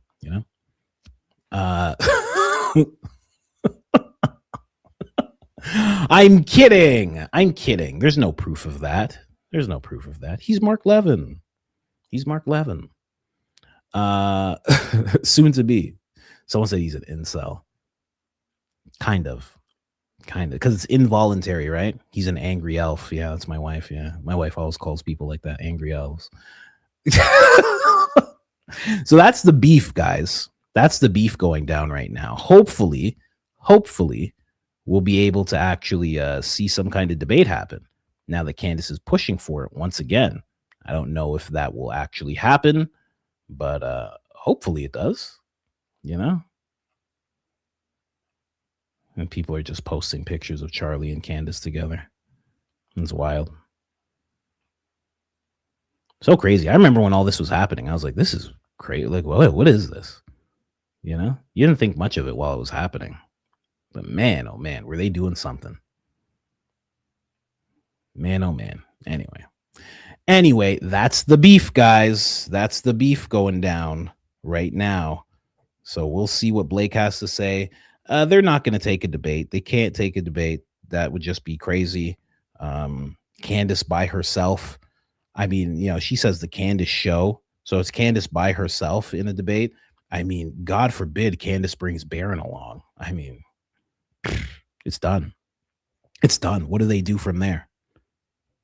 Candace and Barron versus every single employee that Turning Point has. All 4,000 pastors, everybody, admin, everybody. They'd still win. It'd be terrible. It'd be a bloodbath. It'd be absolutely terrible. Anyway, so that's what's going on there. Let's move on, ladies and gentlemen. because there are big things happening in the world. Bigger than what Candace is doing, you ask? Yes. Charlie said it best. Charlie said it best a long, long time ago. This is how we're going to start this subject. Now you say, where should your loyalty lie? Where I disagree with some pastors is where they say we must defend everything that the Israeli government does. You should not defend everything that the Israeli government does, period. You are loyal to one thing only. You are loyal to Jesus Christ. And that is it. That is your standard. Now you say, where should... Oh, man. Well, there you go. That's how we started. Let's get into this whole thing. If you didn't know, diligent Dennison here to tell you guys. Trump signs Iran memorandum. You know, there's some words you've never seen written before. Okay, never, and then you see them and you're just like, oh, what is this? Is this English? Of understanding peace deal in France. Philadelphia is not happy about it. Core elements include permanent end to hostilities on all fronts, including Lebanon, respect for sovereignty and non-interference, 60-day window for a comprehensive final deal. U.S. lifts naval blockades, phased over 30 days, and issues oil exports waivers. Iran ensures toll-free commercial passage through the Straits of Hormuz, initially for 60 days, with demining and dialogue on future administrations involving Oman and per international law / sovereign rights. 300 at least 300 billion in reconstruction / economic development plan, U.S. plus regional partners. That sounds like a BlackRock thing. Gonna be quite honest. That's what that sounds like to me. We'll see. They always squeeze themselves in near the end. They always do. Path to terminating all sanctions. UN, IAEA, US, primary / secondary, strong Iranian reaffirmation against nuclear weapons, and framework to resolve enriched uranium stockpiles. Example given, possible on-site down blending under IAEA supervision, enrichment, and other nuclear needs discussed in final deal. Status quo, maintenance, pending final deal. Iran freezes nuclear program advancements. U.S. imposes no new sanction or forces. This is great for America, not great for Philadelphia. Monitoring mechanisms and UNSC endorsement for the final deal. What each side gains, multiple angles. U.S. / Philadelphia ends active fighting and threats, including proxy fronts like Lebanon. Secures Hormuz reopening, critical for 20% of the global oil trade, stabilizing energy markets and shipping, gains Iranian nuclear commitments and negotiating tracks, and avoids prolonged conflict costs. Israel's like, no, I'm not doing that. Israel's already like, I'm not doing it. I don't care. I'm not doing it. Just as they're signing it, they're like, I don't care. I'm not doing this. I don't have to do this. Who says I have to do this? Who says I have to do it? I'm not doing this. And I'll show you that in a little while as well, because Bibi has responded to this. Doesn't respond in English. He's responding to his own nation. So it's not in English, but there's some subtitles. But basically, he's not going for any of this. Iran, on the Iran side, immediate relief from blockade and sanction pressure. Oil exports resume with waivers. Frozen assets become usable. This is the frozen money. I don't know if you guys know this. They've had a lot of money frozen. I think billions of dollars, probably, I would think. Not hundreds of billions, but billions of dollars frozen. It's going to be unfrozen. The reason that it was frozen was to keep them from building a nuke. I think President Trump was the first one to do this. I think Yeah, I'm pretty sure he was the one that froze it. He like put them in a corner where they couldn't do much. And then I think Biden relieved them a little much. 24 billion, someone says. It's a lot of money. A lot of money to do a lot of things. Who knows if they're actually gonna, violate this. Frozen Russian money too. Yeah, I bet. And breathing room to negotiate from a less isolated position while preserving core nuclear infrastructure. Status quo. You think it will work? And here he is signing it. Craziest signature ever, right? Yes. Bravo.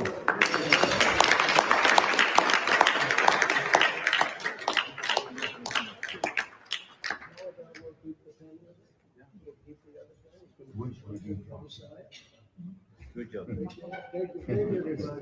Great job. Bravo. So they're all very happy. But I have to be honest. Not everybody's happy. Look at this guy's face. His face. Look at his face. Look how pissed off he is. Oh, if you don't know, this is Howard Lutnick. Howard is he is like a lot of people. He's always in the background. Whenever Trump is talking, he's always in the background. A lot of people look at him like he's a handler, like he's the one making sure that the president does what he said he was going to do. And in fact, if by chance he was in the room with Charlie, Andrew Colvette, and the president said, I'm going to take Miriam's money and I'm going to screw her over, or I'm going to F her over. If he was in the room, now that I think about it, he's probably the one that went to her and told. That's what I think. I didn't think of that until just now, looking at his face and how unhappy he is. This is him. This is him looking at the president, just like, well, gotta take a look at this guy's neck. Doesn't really wear t-shirts much, but I'm pretty sure his neck is there. We might have to take a closer look at this guy's neck. So he seems pretty unhappy. Tucker actually did a full episode just about this. I didn't get a chance to go through it. I had a rough morning. Usually I get to listen to something. It's either Barron or Tucker in the morning. I didn't get a chance to listen to either. Sucks, but we'll still go through the episode. I'm going to try and find a little bit of Tucker at the end because although what the president is doing is good, Tucker's still pissed. So there's that. So this is Trump just talking about this whole thing. And you'll see that when you see the agreement, but it's appropriate that we release the agreement. And we did send a copy to Israel, by the way. They've been a good partner. Again, I think they could do better with respect to Hezbollah. I'm not saying they shouldn't protect themselves. I'm saying when two drones are shot into the desert and drop harmlessly, you don't have to knock down buildings in Beirut. It's so funny. Somebody just said, someone's like, nah, you forget Andrew's connection to the Adelsons. You think Howard Lutnick's not connected to the Adelsons in a deeper, better, more personal way? But he high? Do you even know who Howard is? He's not just an admin person. Go look him up. Go look up Howard. You're crazy. They could behave better. And frankly, they could do a better job. I love them as a partner. They were terrific. But they could do a much better job with Hezbollah. On that, I don't think they're doing well. And I feel very bad for Lebanon. Lebanon's been, it was a great culture. They had the professors, the doctors, the lawyers. It was an incredible culture, maybe the highest in the Middle East for years and years, centuries. And for the last 50, 60 years, they have been just trashed. They have been living in hell. I just think they could do a lot better when it comes to Hezbollah. I just think when it comes to Hezbollah, they could do a lot better. I told them to wrap it up really quick. And Bibi said, I'll wrap it up. And then there's all these buildings, there's these limbs, there's all this rubble. And I'm like, Bibi, this was prime real estate, and you're making it look like crap, you know? I told him, do whatever you want. Make sure the real estate's pristine. Now the beaches are covered in arms and legs, teeth, skulls, and whatnot. Not what I had planned. Could do a lot better. You know?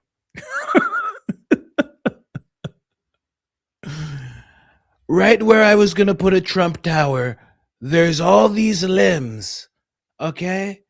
And it costs a lot of money to remove limbs. It's not like removing rubble, okay? There's a rubble guy, and then there's a limb guy that you have to call. And the limb guy is expensive. You guys have no idea. You have no idea how expensive this limb guy is. He charges you by the limb. It's crazy.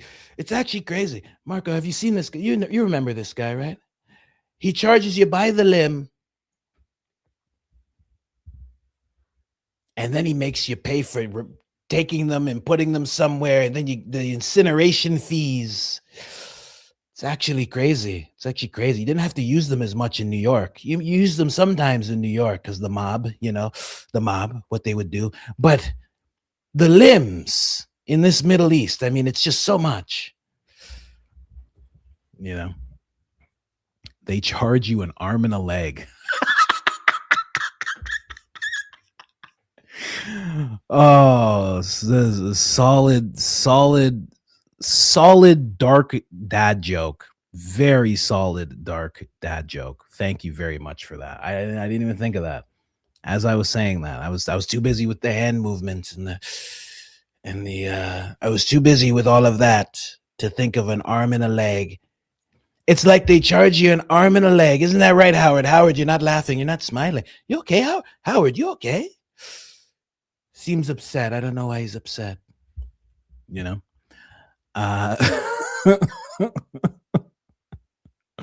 Let's keep going, though. Let's keep going. There's going to be some overlap here. I was just trying to find all the clips that I could. He mocks Netanyahu? No, he doesn't. Let me see.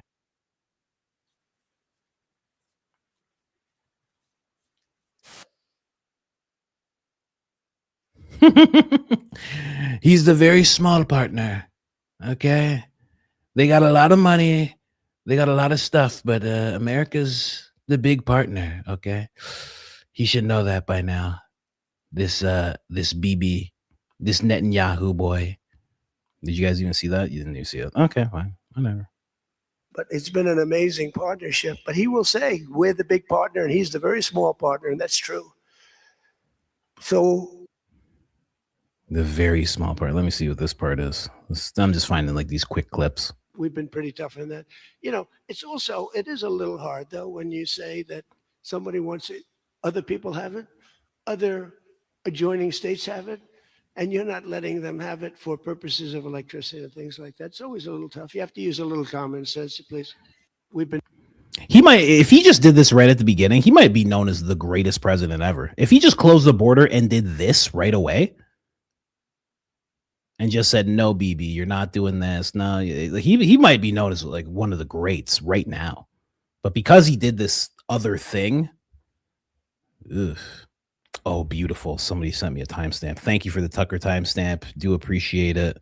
38:34. Thank you very much. We will be looking at it in a moment or two. I'm just going through these clips real quick just to make sure I found some stuff. There's going to be some overlap, like I told you guys. And you'll see that when you see the agreement, but it's appropriate that we release the agreement. And we did send a copy to Israel, by the way. They've been a good partner. Again, I saw one part where Tucker gets mad at that. He's like, "Oh, you sent a copy, did you?" Oh, Tucker did not like to hear that, because Tucker's in the mindset like most people are. It's like, you just tell them what to do. You don't send them a copy and see what they think about it. You just say, "Hey, this is how it's going to be." Yeah, you can't fully survive without us. Matt Gates. Somebody says somebody needs to seriously. Oh no.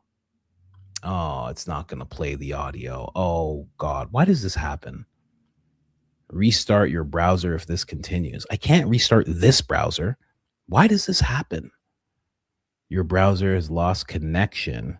The audio share. Maybe if I take it away. Hold on, guys. Hold, please. Hold, please. Let me just see. Stop screen. Let me just try and reshare the screen to see if it like kickstarts it or something. You know, this is like the old version of like smacking a VCR on top of it. That's what I'm doing right now. Hold on. Let me see if this works. Let's see. Tell me something, guys. Can you guys hear this? Feds are on to you. Yeah, I guess probably building up a file. Been pretty tough in that. Can you hear this? You know, it is a little hard though when you say that somebody wants it, other people have it, other adjoining states have it, and you're not letting them have it for purposes of electricity. Yes. Okay. Good. Someone said no. Oh, okay. Never. Okay. Perfect. Thank the Lord. But that's what Matt Gaetz had to say about that. What did Mark? Sorry, Mark said something directly to him as soon as he said that. Let me see if I can find it here. I know Mark Levin said something right away. Let me see if I can actually find it. Oh, come on. I know Mark Levin said something. Do I have it? Mark Levin calls this guy No Pants. Like the second that Matt Gaetz says this, he calls him No Pants. He goes, "Hey, No Pants." No idea what that means. Only he does. All good. There it is. He says, "Hey, No Pants." Oh, no, this is to another thing Matt Gaetz said. Okay, he said another false flag plan afoot. He says, "Hey, No Pants, you're burping all over the internet about Israel and the Jays. Israel is not involved. Enjoy."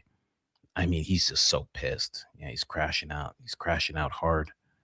Crashing out real hard here. Let me just see here. He ends up saying this. Let me just see here. This person ends up saying, Netanyahu at press conference, we still don't know what the agreement will be. Micro, I'll just call him Micro. Micro says, "Appalling. They fought beside us. Now we celebrate talks with the enemy, and the enemy knows more than our ally. This is shocking." Oh, he's so upset. And then Pierce Morgan jumps in out of nowhere. It says, Mr. Angry turning on President Trump for not doing Netanyahu's bidding. What a shameless old hypocrite. Oh my gosh. I love it. I just love it. He's so mad. He's so mad. He's so angry. So many people are so mad.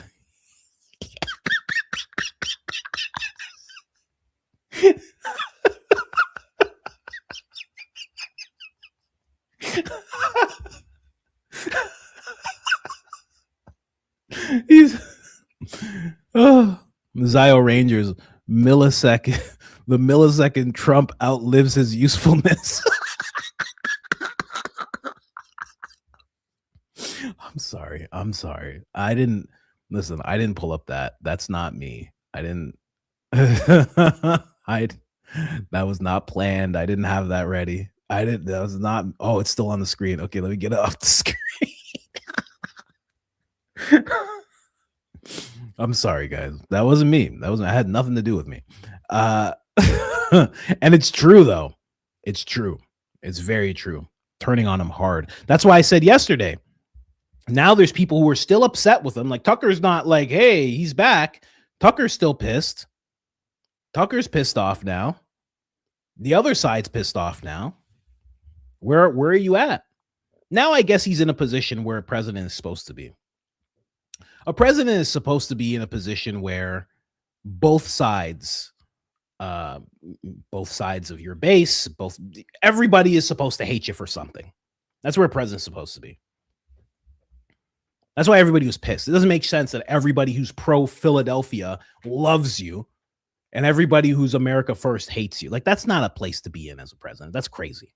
That's absolutely nuts. You're not supposed to be in that position. Glenn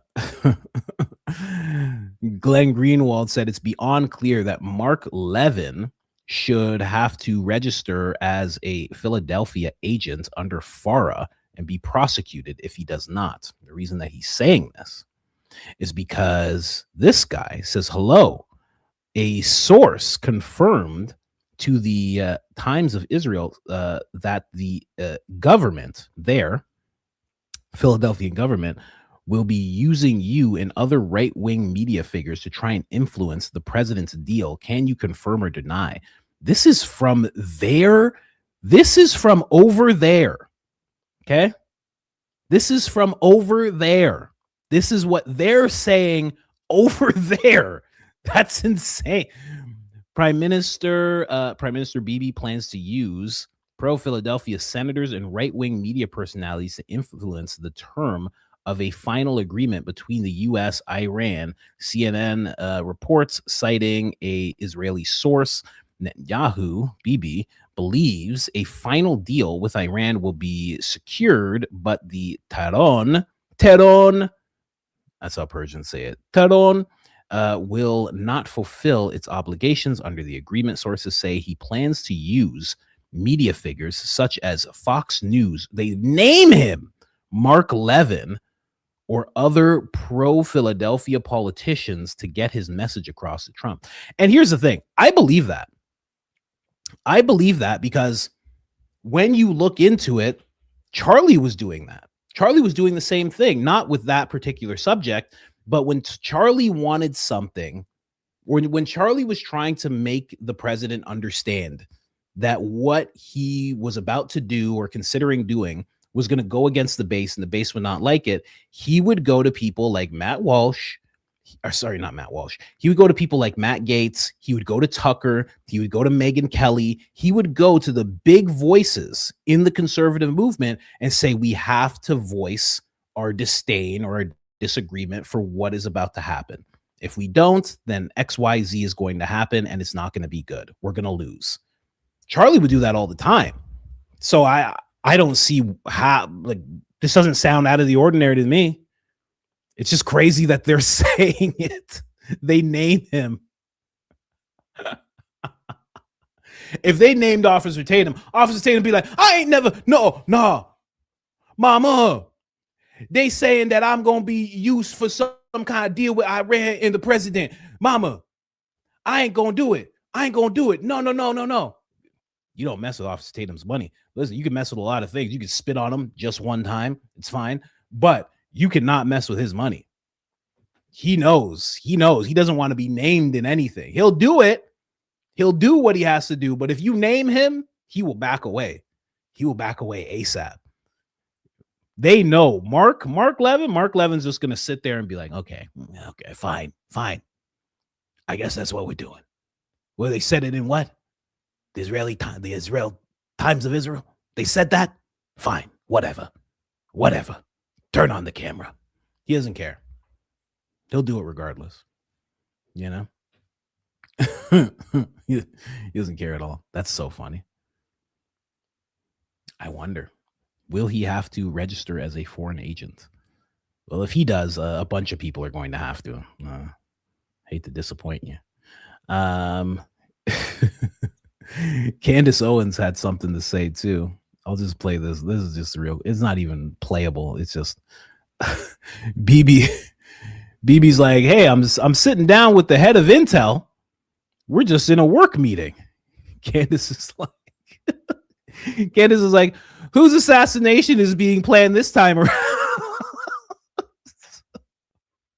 So petty. So just had the time after her show. Kids are going to bed. So petty. Oh my gosh. Her pettiness level is just, it's right in a sweet spot. It's not too petty. It's just petty enough, you know?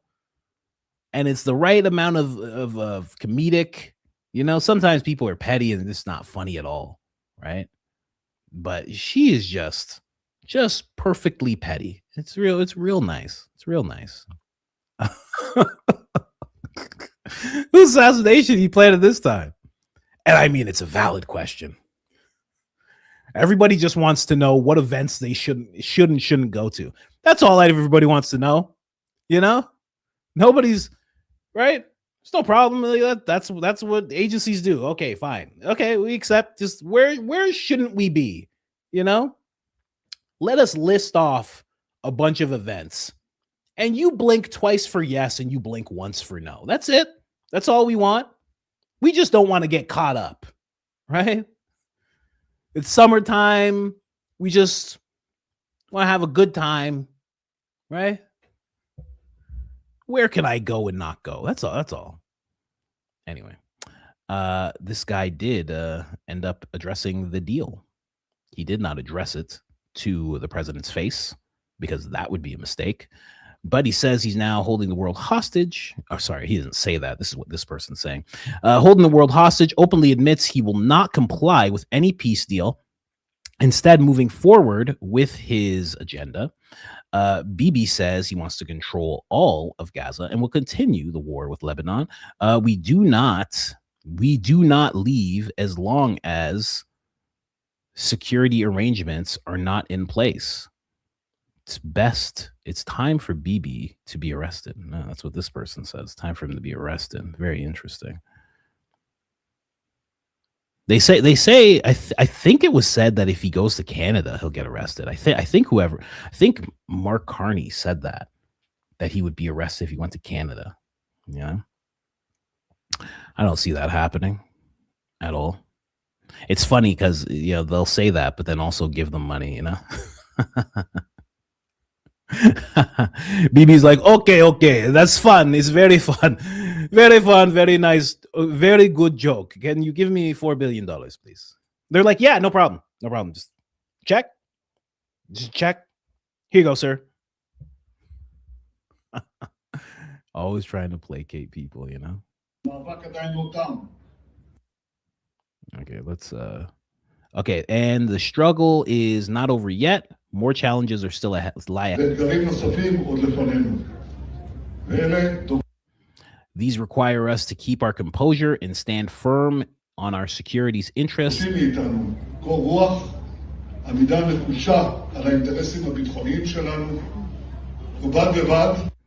And at the same time, maintain important relationships with our American friends who have stood by.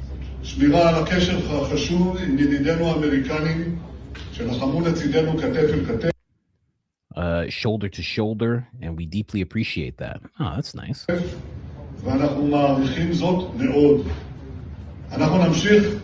will continue to exercise judgment and discretion. We will safeguard the government's achievements, and we will safeguard the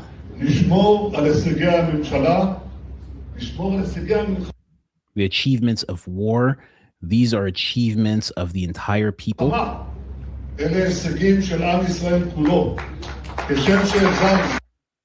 Of Philadelphia, just as we restored security and tranquility. Tranquility.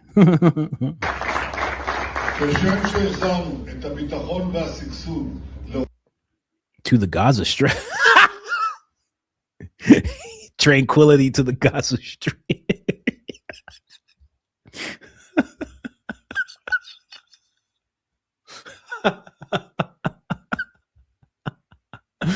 That's funny. That's an interesting it's an interesting way to describe it. That's a very interesting way to describe it. So too will we restore the security and tranquility to the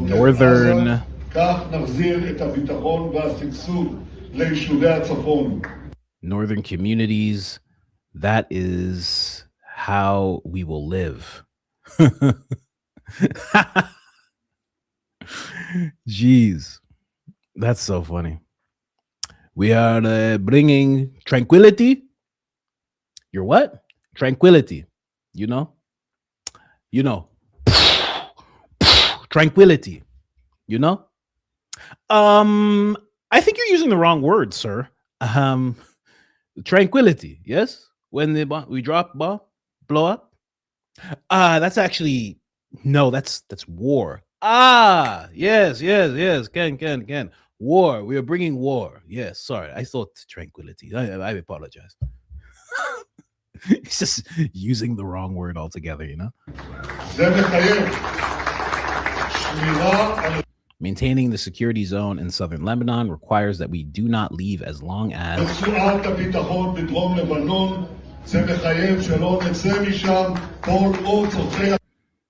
as Philadelphia's security arrangements are not in place. So yeah, he's not going to leave. Okay, legit.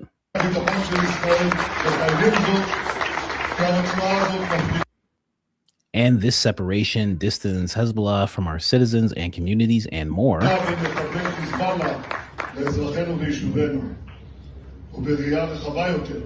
More broadly, we will continue to hold fast to the supreme goal that has guided us and guided me.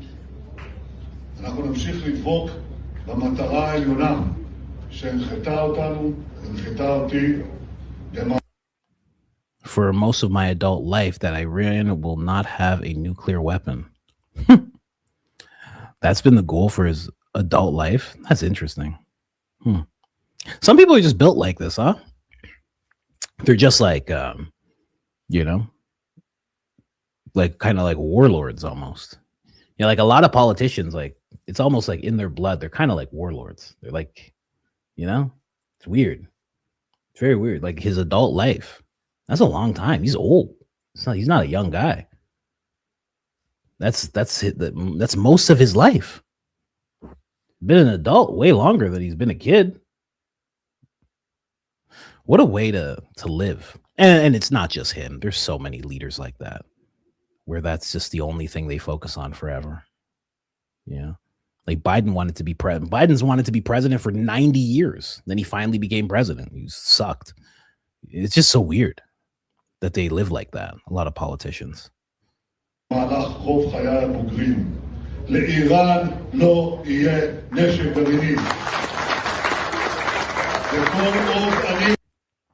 To those who still have doubts about our resolve, it will not happen.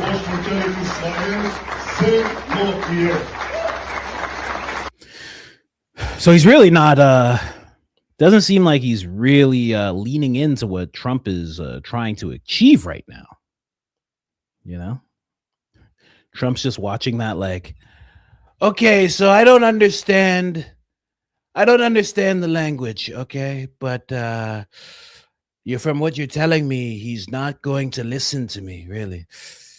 This is getting kind of crazy, you know?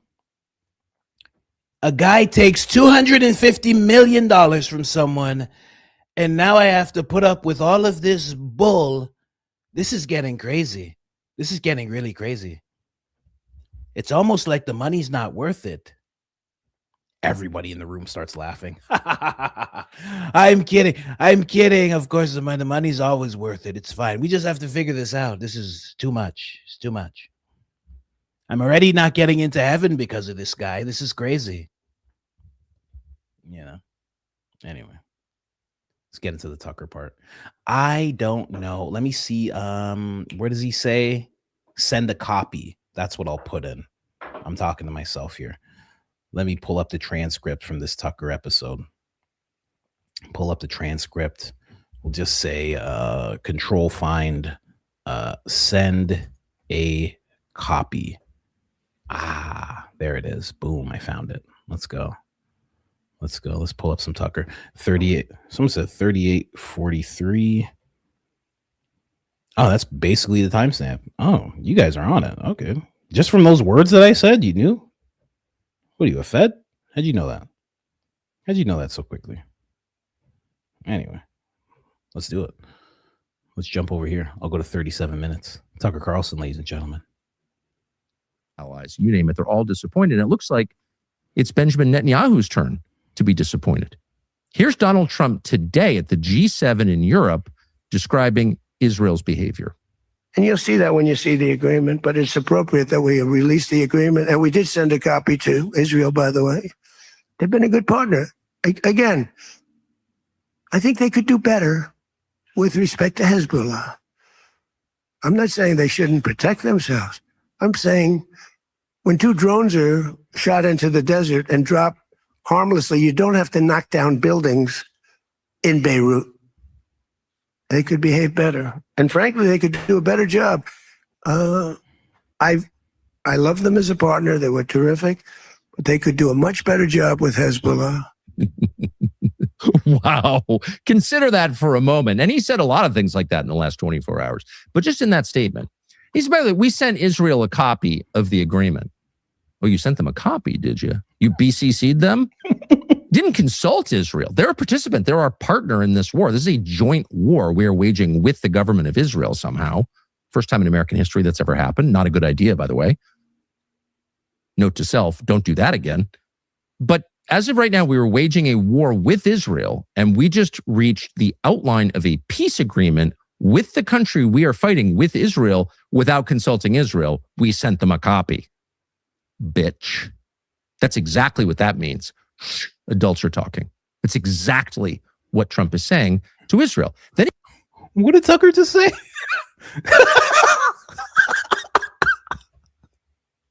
I wasn't expecting that at all. Jeez. Okay. He goes on to say, yeah, I mean, I think what they're doing, and I understand you got to defend yourself and everything, but like, it's brutal what they're doing. It's brutal what they're doing in Beirut, in Lebanon, blowing up apartment buildings. At one point, not in that clip, but in another from yesterday, he said, I just think it's just too much. It's just too much. I think going forward, we may leave the fight against Hezbollah to, Jelani, who runs Syria. He's a good guy. Let him handle it. He'll do it in a more measured way.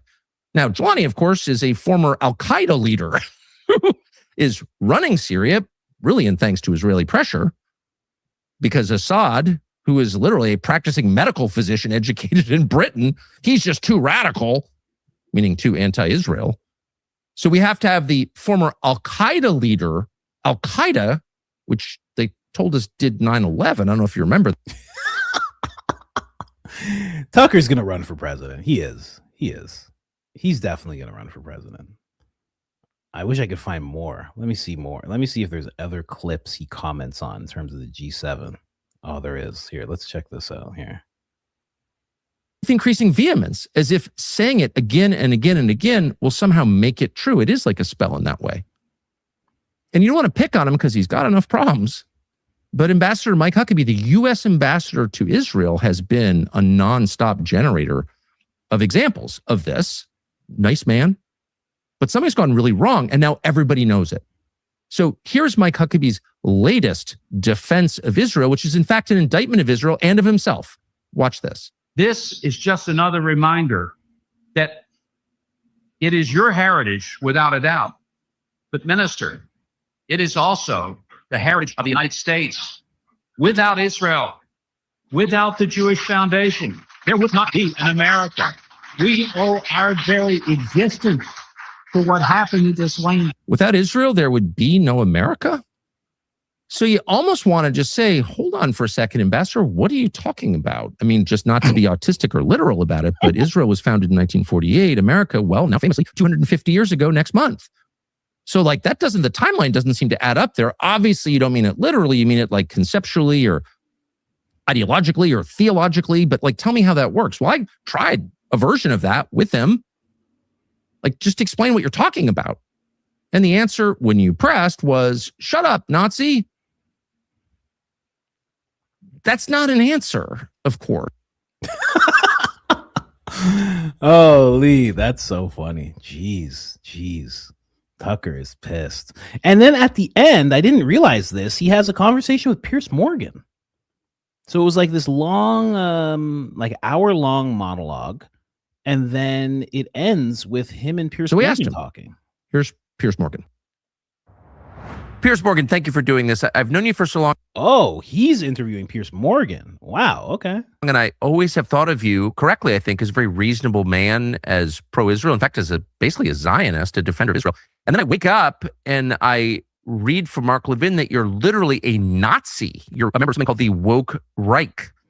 And I wonder where you went wrong. What happened? Are you taking money? It was also news to me, Tucker, I have to say. No, it's not often you wake up and discover you are actually a member of Adolf Hitler's Nazi party, but that appears to be what Mark Levin thinks I am. Yeah, I mean, the guy, I don't really know Mark Levin. You know him better than I do. I've watched his work. He seems to resort to ad hominem attacks on anyone that dares stand up to this particular Israeli government, which I think is an interesting strategy because most people I talk to of any political persuasion right now are pretty critical of this Israeli government. And in the same way that Ben Shapiro and others have I think, really caused themselves enormous reputational damage over this Iran war in particular. It comes down to their refusal to countenance any criticism of Benjamin Netanyahu, even when he's doing things which most people think are completely wrong. And I don't understand why they think that's a winning strategy. It seems from the dwindling viewers that both of them have, that viewers don't like it. I'm not quite sure who they're doing this for other than their own egos, but it's embarrassing. It's ridiculous. And obviously, I'm not a member of the Nazi party and never have been. And I don't equate criticizing this very hardline Israeli government with, in my view, complete psychopaths like Ben-Gvir and Smodrich, saying and doing things which are utterly repellent. I just think the idea that criticism of that kind of thing, meaning that you become a member of the woke right, is patently ridiculous. Well, it's also weird considering that the people being targeted, and honestly, I would include myself in this, are the more moderate people. Certainly, you have been, I just want to say it again, a consistent and pretty loyal defender of Israel ever since I noticed your public career. Megyn Kelly, same thing. Why attack those people? Why not make some effort to say to people like you or Megyn Kelly, look, I know you like Israel, you always have. There's some lunatics in the current government. We can reform this. Why the zero tolerance policy for any criticism? It seems counterproductive. Well, it's not just counterproductive. It's actually deeply offensive because, as you rightly say, I have always supported Israel. Don't forget Charlie Kirk. You brought up Megan Pierce. Don't forget Charlie. Right to exist as a basic right. I've always supported their right after October the 7th to defend themselves. I thought they had a moral public duty to their people to defend themselves after that appalling terrorist attack. But I also questioned quite early on whether their response was proportionate. And I continue to question the proportionality of Israel's response to all the threats that they face. And I don't say for a moment that Israel has not been threatened and doesn't remain threatened by a variety of terrorist groups, from Hezbollah to the Houthis to Hamas, and the tentacles of Iran spread long to all those groups. I don't for any moment want to suggest that isn't happening or it's not a real thing. But how a country like Israel, which is, pretty much the superpower of the region, which has an extraordinarily powerful military, it's got itself into a really difficult place on this, where it is becoming increasingly a global pariah. And that's not your fault or my fault or Megyn Kelly's fault.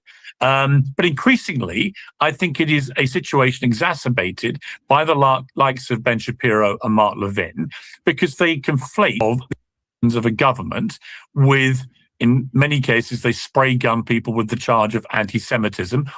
Now, well, you must be part of the woke right, which of course would be ridiculously ironic if that was the case. Wow. So now Piers Morgan is officially, with this, what's happening with him right now online with Mark. I don't know if you guys remember, but this also was happening with him and Ben Shapiro. Probably about a month, maybe 2 months ago, this was happening with him and Ben Shapiro. So now he's officially in the same territory as Megyn Kelly. Officially. And now he's doing Tucker Carlson's show, which even solidifies it even more. So, interesting. We'll see what happens. See what happens to him. Luckily, Mark Levin won't be able to go and get him, because Mark Levin has said an offensive tweet, and if you say an offensive tweet and you're on UK soil, they will arrest you and put you in jail. So lucky for him. Yeah, of course Candace called Pierce a flip-flopper. You saw the tense conversation that they had. People are saying he's not looking well. Yeah, it's a bad camera. He's not using the official camera that they use. He's just like in front of a thing. He's not doing the proper angles and stuff. They probably don't want to use the cameraman and everything just for him to do Tucker's show. That's the way that goes. But anyway, that's what's happening right now. So we'll see where this deal leads. We'll see if people are going to I say people. If we'll see if Bibi is going to listen to this whole thing, if he's going to. You guys really pay attention to people's looks. Mike Riley. Yeah, I noticed that everybody's going in. Everybody loves Candace's headbands. You know, they love how slim and handsome I am. Yeah, I even sometimes I even go like this. I go like this. I just, just let it all just let it all just. People go wild. You guys pay a lot of attention. Oh my gosh, the battle band, the power pony, even someone who really hates Candace, this girl Britta, she's like, honestly, I think the headbands are very cute. And I was just like, wow. Oh my gosh. Yeah. There you go. You saw the head. You saw the head. Someone said, where did Coach go? Oh my gosh. Let's get to the coffees. Let's get to the supers. Got to get to that. I just want to see, is anything else happening? I always check for like Blake and all of that beef anytime. Someone says, here's the clip. Here's what clip? What clip you showing me? Yeah. I saw that clip. Someone just tagged me in it. I saw that clip, but at the same time, it's like, I think there was an ambulance at the scene. There's one photo of the driveway where it's parked on the right, just under the bridge tunnel, but they refused to help them, allegedly. Someone says that there was I didn't see an ambulance. I've never seen them. I don't think there was one there. You got to go to U and wear this microphone.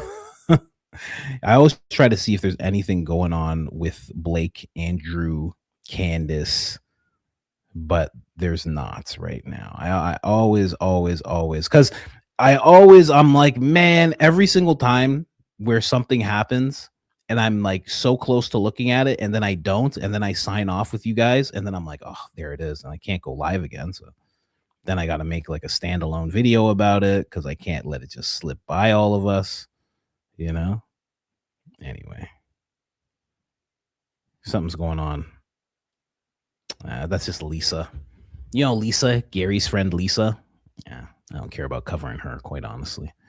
She's a weirdo. Anyway, let's get into this. Just a friendly Canadian. Love your content. I myself thought it was the Mike theory from the jump. Stay gold, coach. Much love. Yeah, a lot of people did. A lot of people felt like they were looking at the microphone. They were at first, people were looking at the shirts. That's what I noticed because I was watching the whole thing play out. Again, I like to watch the news reports with you guys, have fun, but I don't like to be the first person jumping on something. But a lot of people were first looking at the shirt because the shirt was doing some weird stuff. Then they figured out that little thing there was a microphone on the inside, and then the whole ball started rolling right away. So if you were one of those people, I mean, good discernment. And here's the thing with the microphone theory as well. Is there a possibility that we are going to see Tyler Robinson and he's going to say, I wasn't even at UVU? Is that even a possibility? Because that would just be crazy. Because here's the thing. If he's going to do that, if that's a thing where he's like, I wasn't even there. I was at Dairy Queen. Getting my twink lover some ice cream. What are you guys talking about? Where is my twink lover, by the way? In Texas? Where'd he go? If that was me and I wasn't even there, I wouldn't be in the courtroom just like, making all those faces he was making. He's just like, little smiles and smirks.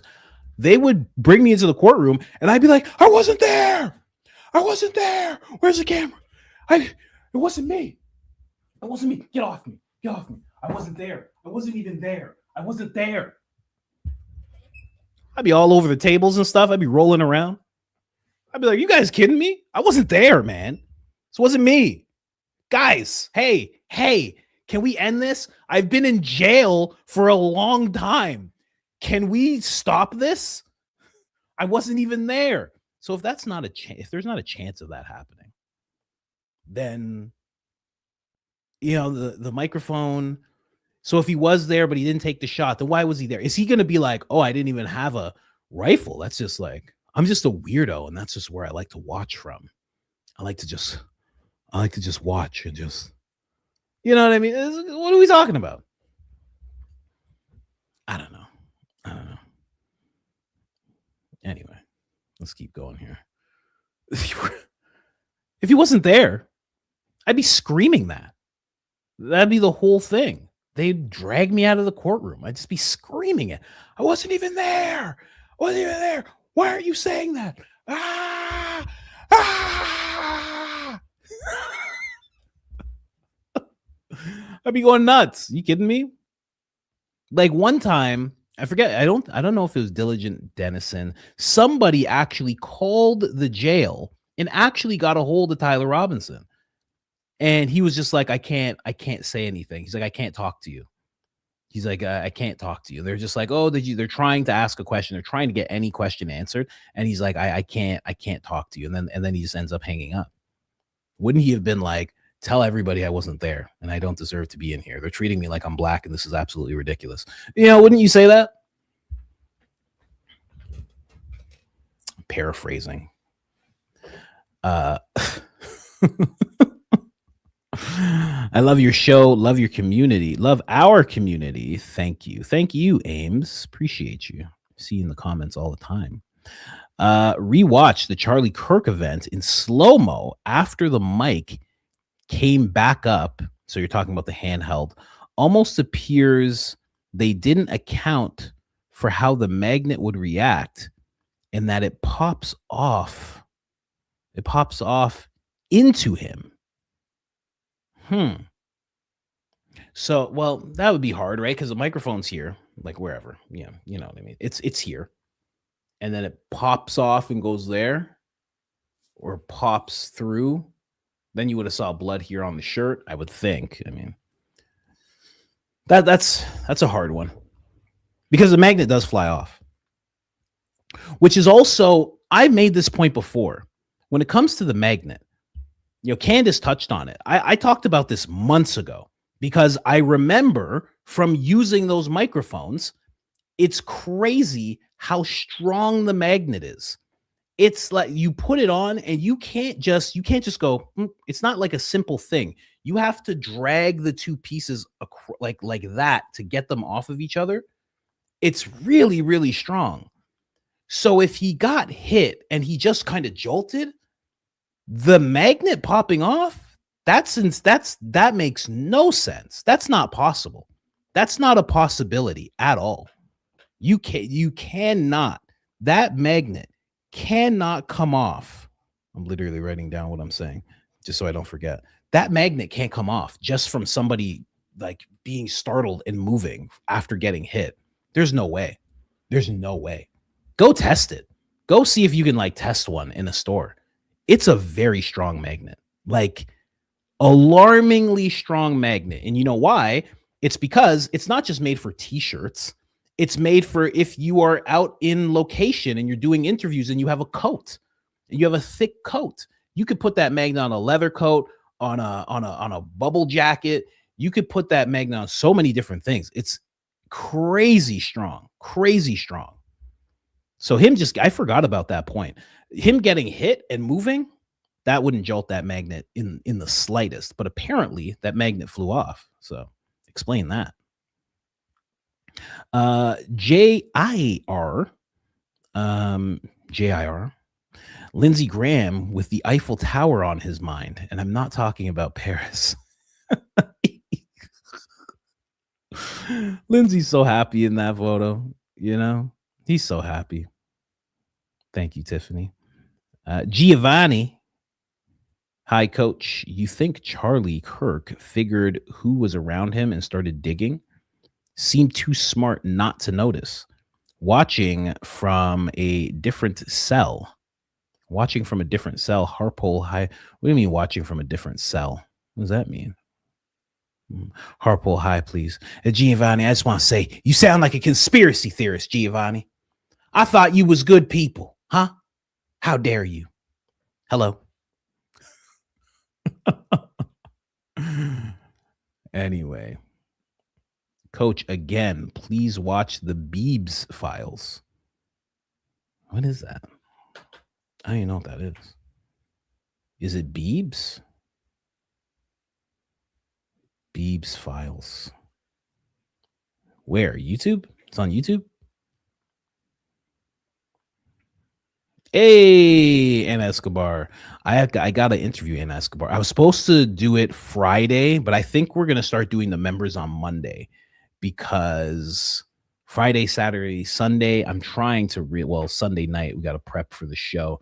But Friday and Saturday are becoming my weekend. Sunday becomes church, prepping for the show. It's also Father's Day. And I'm actually a father this time, which means that I don't have to congratulate any other fathers. I can just sleep all day and do whatever I want. I don't have to talk to people. So celebrating that. But yeah, so I'm going to do the members on Monday. That way it's like that way it's like the regular show.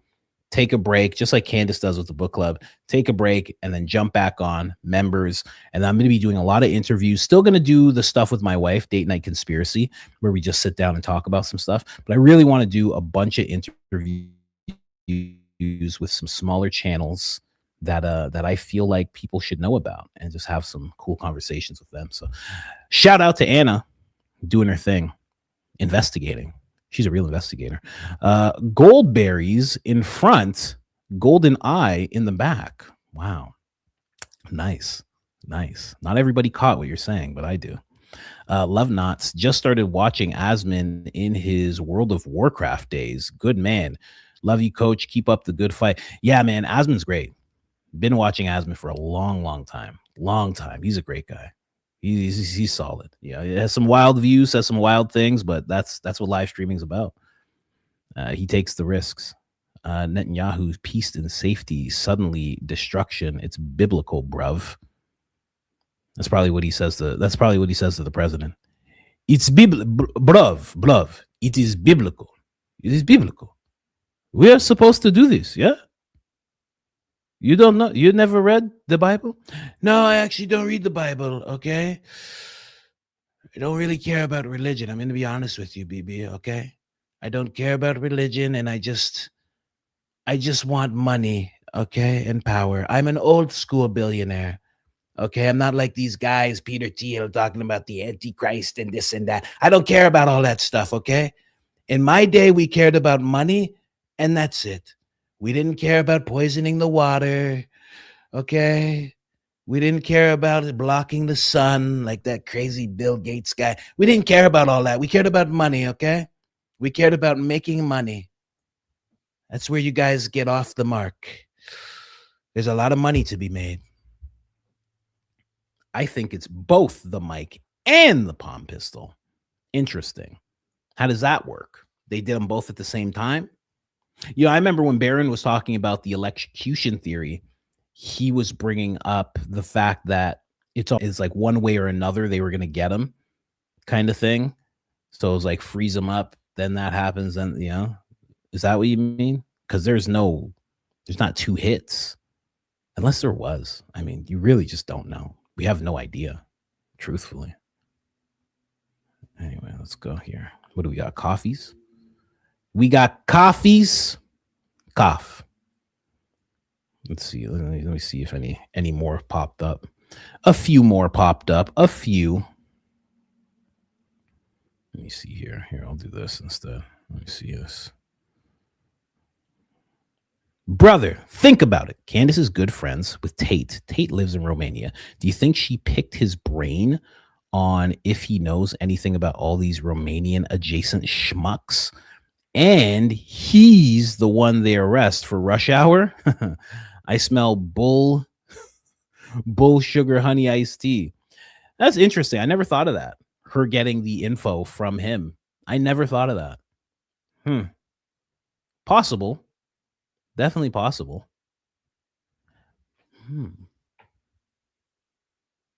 Yeah, I wonder. That's actually, yeah, that's a good theory. That's a really good theory, actually. Here, let me go down here and just make sure. Is that another video? Oh, geez. Hey, coach, thought. Even if the Rode mic isn't available, the recording isn't available, wouldn't the recording from the handheld mic be available? We'd get some idea of what was being said behind the table once Charlie went down. By the way, my 2-year-old has your openings on loop. He watches them all the time and giggles. That's funny. Whoop, whoop. There it is. Yeah, that is good for a kid. Kid would love that. My kid loves it. Thanks for the last Crisis King. Indeed. That is true. That is true, because here's the thing. Terrell, he runs away. The guy who mics Charlie runs away. And the other guy who was with Terrell when they were looking at, I guess the soundboard or like checking things over, he also ran away. So all the audio guys ran off. So the audio would have kept on going. Huh. I wonder, because if the audio did keep going, I guess those mics aren't super strong. Because I was going to say, the security, they're all talking about stuff as they're running around. They're not silent, but you don't hear them. I guess you don't hear them on any recording that we see, because you're seeing someone else record it from further back. Okay. Yeah, I guess you're right. I guess there would be something there, because they didn't touch any of the audio. Also, oddly enough, when he falls, you don't hear any feedback. But again, that's from recording further away. But yeah, I think you're right. There should be some kind of recording. Some kind. This is the kind of thing that, like, there have been people covering, like I said, there have been people covering the microphone theory for a while. But when Candace covers it, all of a sudden people pop up and they're like, hey, what about this? What about this recording? Like, this microphone theory has been around for a while. Sam Parker didn't bring up this whole recording thing until Candace, gave her perspective on it. John Bray never brought that up either. No one did. Now, all of a sudden, it's something where people are turning to Turning Point and saying, hey, can you give us this recording? Does this exist? Why haven't we had it? Why don't we? That wasn't a question before. That's why I love when other people bring their perspectives. I love it. You calling Ben Shapiro a twink. What is this going to be? I don't know what this is. Let me see. Back it up. You feeling strong, my friend? Call me Elf one more time.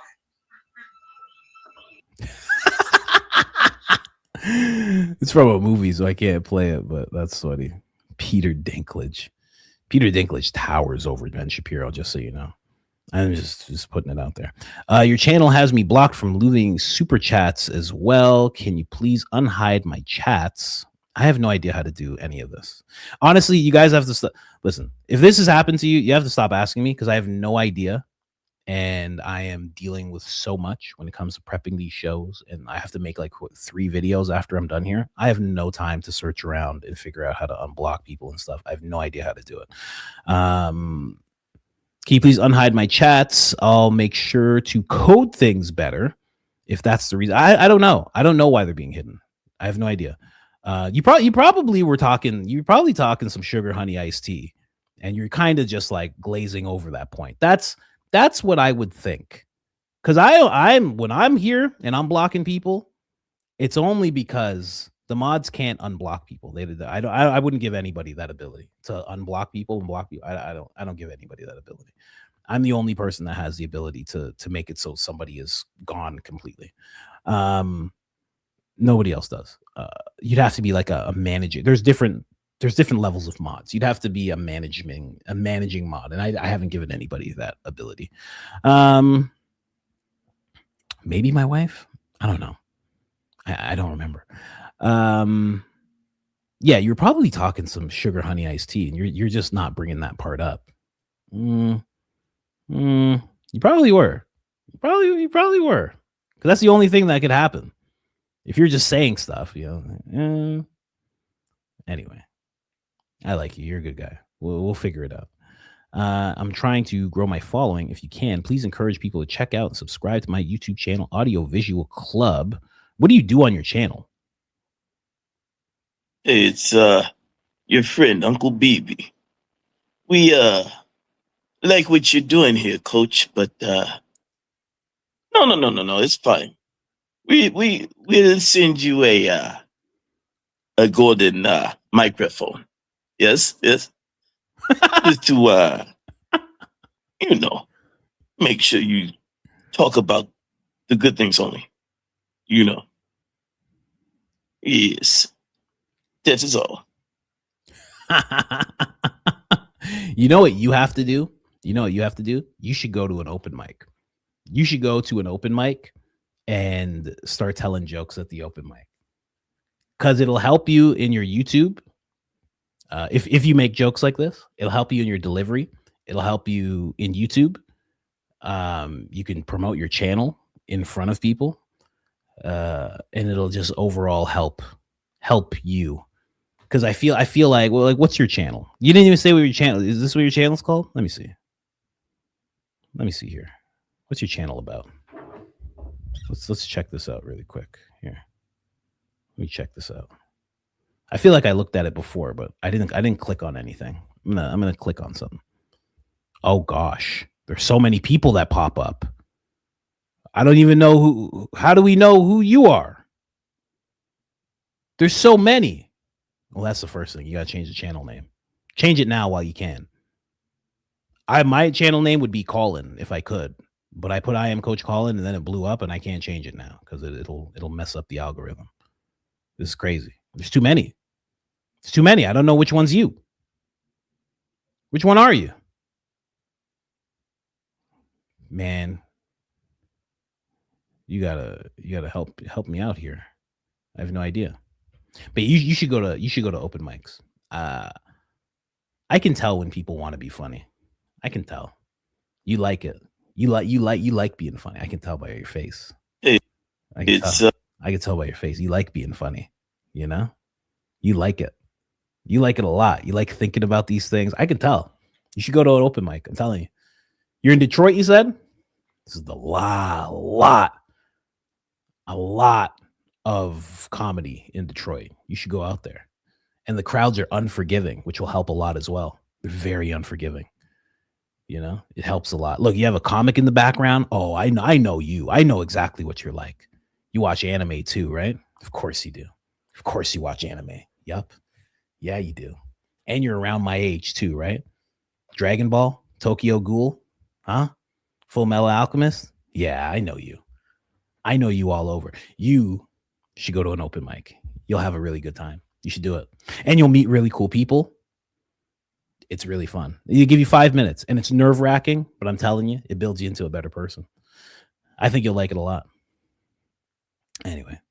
Mama, Mortal Kombat Ultra, Frank turned. Oh my gosh.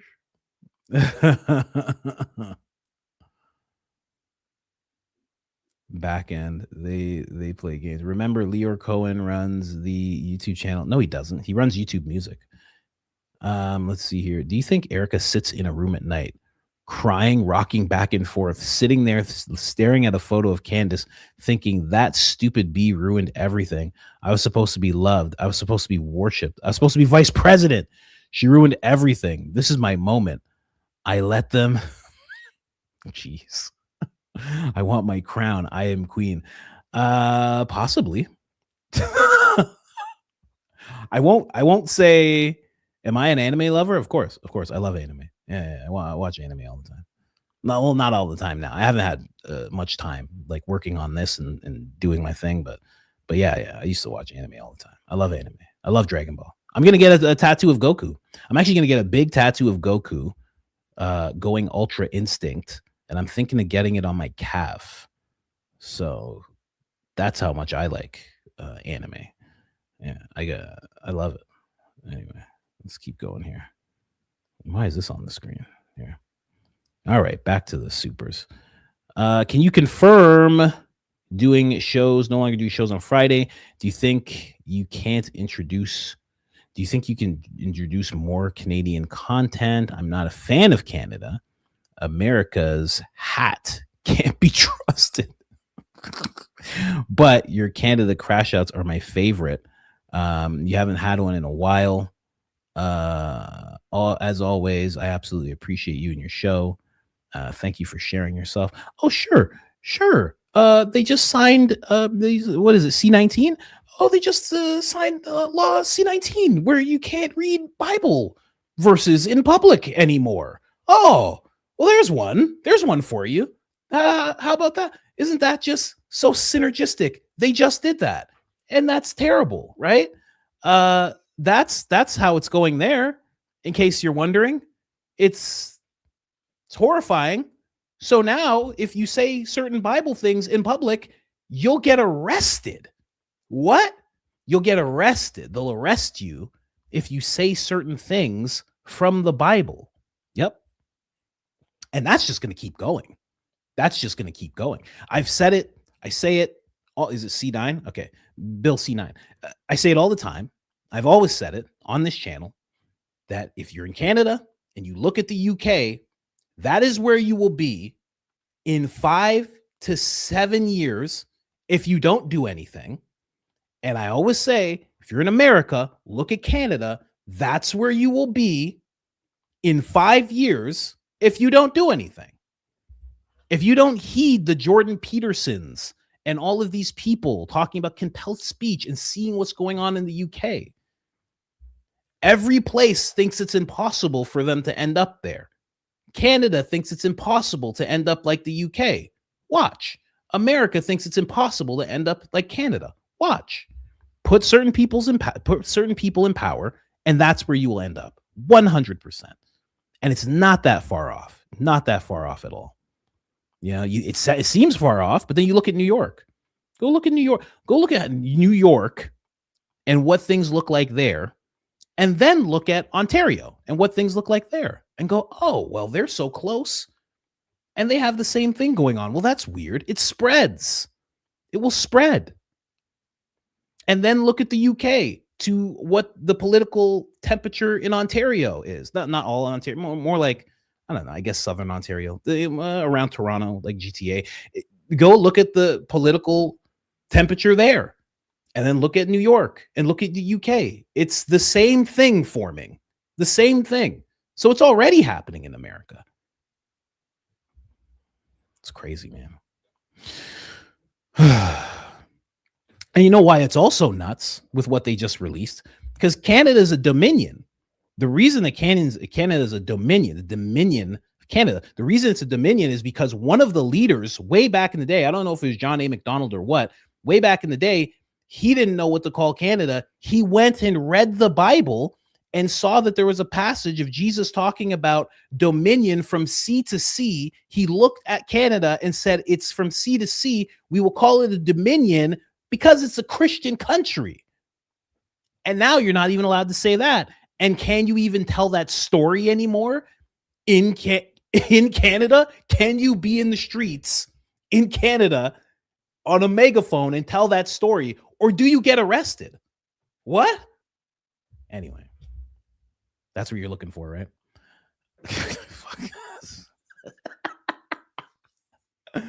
Oh my gosh.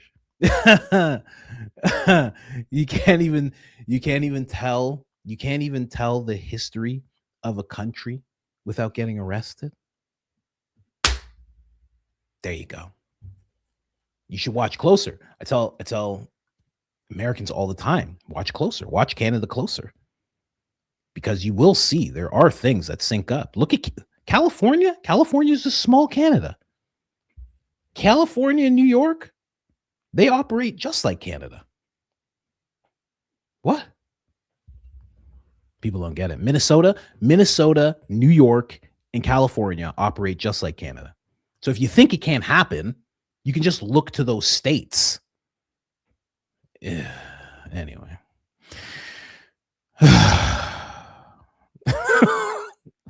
It's exhausting.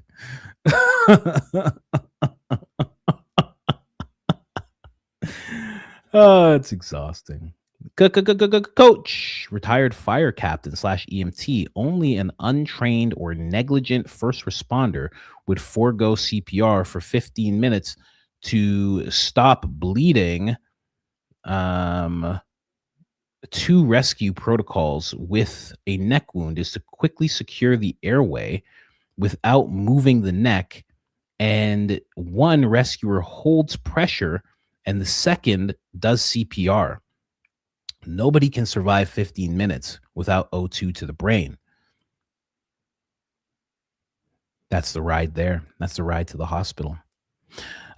Much love from the kitty litter box, Arizona, as Barron calls it. I heard when he called it that. I was like, geez, that's harsh. Love your show and humor in the mornings. Yeah. I was talking to a guy who does tactical training, like real tactical training. He's not like a shill who just kind of uses that as an authority mask. He's actually does tactical training. And he was saying exactly that. He's like, if you don't stop the bleeding, he's like, you do CTR. He's like, he explained to me, he's like, and I didn't know this. He was like, CPR, he's like, you do it to build pressure. He's like, if there's a hole, you can't build the pressure. He's like, so CPR doesn't even work unless you seal up the hole first. So it's exactly what you're saying. It's wild.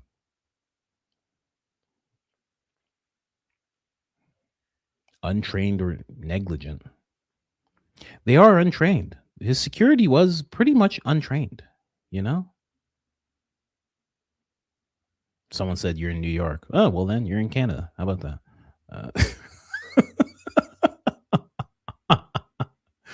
You're in Canada. Have fun. Susanna Rosanna Diana.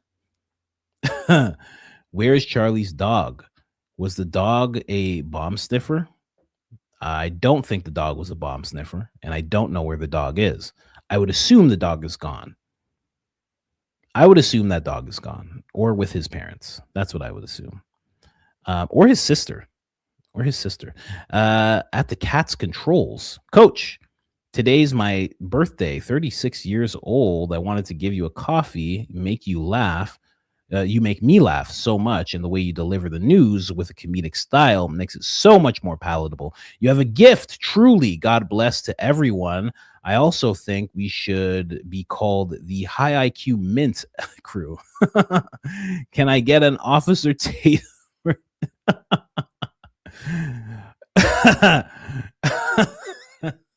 have to think of it. Mama, you know this lady, she talking about it's her birth. I don't even know if this is a lady, Mama. I don't know if this is a lady or a man, and they saying it's their birthday. Well, baby, go ahead and wish him a happy birthday. I don't know, Mama. They if they was a man, they'd say they was a man. If they was a woman, they say there's a woman. I don't want to wish no happy birthday to a day. Know what I mean, Mama? Oh, baby, you basically brain dead, huh? Go ahead, tell that baby happy birthday. Happy birthday, you know? Someone said, tell you how you really feel about Canada. It's the whole West. It's the whole West. You have to know. If you're in America, you have to know about Canada. If you're in Canada, you have to know about the UK. And then the aftermath of it building up too much is what's happening in Ireland. I mean, it's all right there. It's all so connected. And you can see it happening. And then you look at who's in the WEF, and you know, you won't be surprised. You'll see politicians from all those places I just mentioned. They're all there, and all their actions match up with Agenda 2030. So it's like, oh, come on, man. Anyway, it's getting crazy. It's getting crazy. And it does get to a point of no return, because then all of a sudden Ireland happens. And they don't want to have to do that. They never wanted to have to do that. But they didn't think the people in charge would put them in that situation. Just like the UK doesn't. Just like Canada doesn't. It's crazy. Anyway, hey, Jamie Star. Hey, Coach Colin, love the show. Can you give the link to the video clip showing Charlie's security refusing to help the EMTs? I can't find it. And some people doubt it really happened. Thanks. Well, I showed that video, and I showed the title of the video. I don't know where it is now. I have no idea where it is now. I think it's gone. Is this it? Is this it? No. It's this. It's this video. That's the title of the video. Charlie Kirk had EMTs right there, but they did nothing. What happened? If you write that in, Coach Colin, you'll find it right away. And thank you. First off, love the content. Second, as a musician, I always wanted to see and hear the audio recordings of Charlie's passing from the mic that possibly allegedly blew up, because if it did blow up, wouldn't the feed stop? Would there be an explosion? Well, no. Yeah. See, I touched on that. I think there was a reason I pulled up one of these clips. Let me see here. Is this it? This is it. Here, check this out. Just talking about that. Where was the flash? If that was an explosion, where was the flash? You have oxygen exchange to create the explosion. Where was the flash? Where was the char? So that made it plausible. And then I started to study the injuries. This is John Bray and Trigger Smart. From the pager attacks, which the pagers themselves were alkaline batteries. They were round, like AA style batteries. So they left like black residue, but they didn't leave any burns, and they didn't really like char the victims. And it was pretty directional. So you're saying the ones in Lebanon did not leave charring? Yeah, what they left was the alkaline battery was like the insides of the alkaline battery, like the black residue from the alkaline battery. The walkie-talkies that followed the day after, they had lithium batteries, and they didn't leave any charring or any residue. They were pretty much clean. So that's where I was like, well, that's bizarre, because immediately, like everyone else, you think explosion, you think it's going to be like a lot of radial damage. There'll be charring and residue left. So that opened up to the possibility that it could be a completely clean burn. So there you go. Just to answer that question, wouldn't there be an explosion? According to John Bray and his research, no, there wouldn't be. If the shot happened, where is the audio feed from that mic? Yeah, I'm still on. We were very late today. Very, very late today. And we're everywhere. Kick, Twitch, YouTube. I was thinking of going live on X, but that just opens you up to so many attacks. Oh my God, it's like gross. I can't believe X got worse than it was. I didn't get worse than the previous administration. It got so much worse. It's so crazy. Anyway, I should do an episode on that. Just a revisit. Did Candace see someone wearing a headband in Russia? someone saw, yeah, she definitely, for sure, she saw someone wearing a headband in Russia, and she was like, let's go. She probably bought a bunch. That's probably where they're from. She's probably like, these are cute. Let's go. She probably bought a bunch of them. Why not? Coach, my account was funny. I couldn't leave a super chat or coffee for a few days. Wanted to make a vid, but it said permission denied. That's so weird. Really? I should actually test this out myself. I have no idea how to leave a video. Anyway, man, the prolapse, Colostomy Bay. Might be saying that wrong. Hilarious. Congrats on the shout out. Of course, better late than never. So in honor of everyone's favorite daughter of the Most High, I say, feel the rhythm, feel the ride, get on up. It's Coach Colin time. Now look in the mirror and tell me what you see. I see pride. I see power. That's hilarious. Yeah. Better late than never. No, she shouted me out before. She has. Somebody forced her to say my name one time in a comment, the top comment. Somebody forced her to say my name. Then she said she watches the show, like that we make her laugh at the show.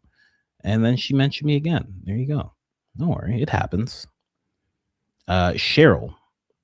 Hey, Coach, it's late here and I don't always get to see you live, but I always have to see your show once a day at least once a day, sometimes twice a day. That's amazing. That's incredible. You're so funny and entertaining, and I get to catch up on the Charlie Kirk investigation. Please get on stage already, but not too fast. Otherwise, we won't see you on YouTube. No, I'll keep doing it. I love your Tatum skits. I would love to see you insert a bit on every, insert what, a Tatum bit on every episode. Heck, I love seeing all the skits and impressions you do. It's wild. Thanks, Coach Mama. Thank you so much. I really appreciate that. Thank you very, very much. And I am trying to get on stage. I figured out how I'm going to do it. Do you guys want to see it? Do you want to see how I'm going to do it? I think. I shouldn't say for sure. But this really stood out to me. It's this. I don't even know if I can find it. Because I was like, I want to do the show, but I also want to do what I do here, right? And there's a hard balance. It's like, how do you do? I don't want to sit down. I want to do real stand-up. I want to stand up, right? So I was like, how do I accomplish that? Right? No, I can't do it. Well, let me see if I can actually find it. Because I figured out, I saw someone, this guy. I like this guy a lot. This guy's funny. Let me see. Let me go to his actual page just so I don't pull up that person's DM. So he did a special on YouTube, and I was like, man, I really like the way he did this. Because he does the same type of thing that I do. He talks about like shows from back in the day and stuff. But this is what he does. So this is him. What's his name? Heather Hearth Anderson. I don't know how to say your name. Anyway, this is what he does. Conscious cartoon where Mother Nature, who's voiced by Whoopi Goldberg, has taken a nap and fallen asleep for 75 years. And she wakes up to find that the world is polluted. And she's like, damn, I was really out of it. So she enlists the help of 5 teenagers. In this episode, we have Boris. Boris is from the Soviet Union. His cousin Linka is a planeteer from the Soviet Union. And Boris just moved to Washington, D.C. It's hard moving to a new town. You want to be cool, but you don't fit in. You see what I mean? Here, let me see it. Here. But once you felt bliss, none of that would matter. Not so fast. This costume.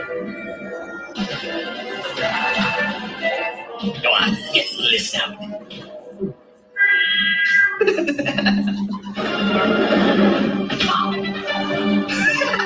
Yeah, you're feeling no.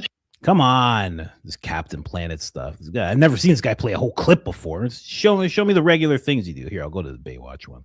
The first season bombed, actually, and they were going to cancel it. And then David Hasselhoff, who plays Mitch, he financed the second season of the show with his own money on like pennies, like no money at all. And then after that, the show became a huge hit, not just in the US, around the world. Everybody was watching Baywatch. And they never increased the budget. And you can tell because nothing makes any fucking sense in this show. Like in one episode, Mitch falls on rocks and is permanently paralyzed. At the hospital, they're like, sorry, you'll never walk again, Mitch. The next episode, kickboxing champion. I like the way he does that. He has a controller in his hand and he goes from thing to thing. So it's almost like what he does on TikTok. It's almost close to that. But, is his name Rob? Is that what it is? His name on Instagram. It's very weird. I don't know what it says. But that's what he does.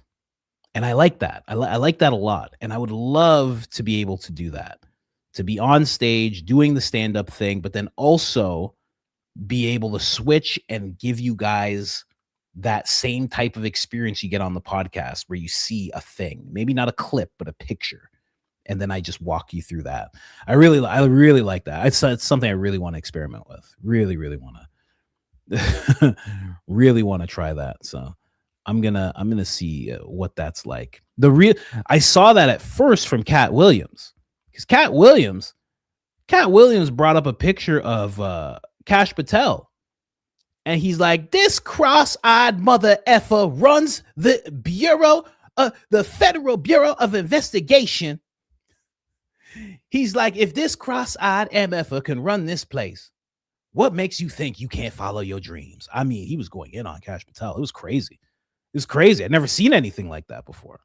And then I saw this guy do it too. And I'm like, okay, so this is actually a thing that you can do. Heartthrob Rob. Oh, is that his name? Okay. That makes sense. But yeah, I'm gonna look into that. Look into doing it like that. I had this feeling that if we actually end this war and flip on Philly, by we I mean the Prez and the gang, the keyboard warriors would too. No, they wouldn't. I think the ones who support they're bots and stuff. They want to stay in vogue, and for those that went full R, welp, you're cooked. Adjacently, as the T-Rob case, Tyler Robinson case falls apart, whoever is playing the long game theoretically would start distancing themselves from EK and her band of hairy eyebrow dwarves. Possibly. Yeah, we'd have to see. I think what would happen is things like Turning Point, Tim Pool, Officer Tatum, Benny Johnson, they would just flip with the Prez. That's all they do. As soon as the president flips, they flip. That's it. Seamlessly. Won't answer any questions about it. Won't address it. They'll just flip. Because that's what they do. Literally. Watch Gary's interview with Harpole. Harpole knows what he said on Sean Ryan didn't make sense. He admits that he studied the available footage and recants everything he said on Sean Ryan. That can't be true. I remember reading that. I was like, that can't be true. Did he actually recant? Coach, I just got fired an hour ago. I guess now I have to watch you when you're live. God is good all the time. Yeah, that's terrible. That's terrible that just happened to you. My wife's asking me for a code to get into some account. But yeah, that's terrible that you just got fired. Why did you get fired? Did you deserve it? See, that's the type of thing someone should be sending a video about. You should be breaking that down for us. We want to hear the details of that one. We want to know exactly what happened that got you fired. Please let us know. Daisy Lane? That's not the Daisy, is it? No. That's not the Daisy. That's a different Daisy. You'll be all right. You got fired for a reason. I fully believe that. I don't know where you are in faith or whatever, but I fully believe that. You get fired, you break up, all those things happen for a reason. They really do. So, and you can't see it now. When it comes to God's plan, we're in it. We never get to see the bird's eye view of the plan. If we did, we would be calm and we'd understand where it starts and where it ends and everything in between. But we don't get that. We have to be in the thick of it. So it doesn't make any sense, but don't worry. You'll be okay. And no, I'm not doing an open mic ever because like you said, if you look up the video, what's on 7 Mile, understand why I'll never do an open mic in Detroit. No, man, you can still do it. It's fine. Come on. What are you talking about? You'll be fine. You go to a nicer part. There's open mics everywhere. You don't have to go to the worst place. Coach retired. Let me see this. Let me see. See, only an untrained or negligent first responder. What do you want from me, coach? CPR Can't see it. 15 minutes to stop. Why didn't you just write it?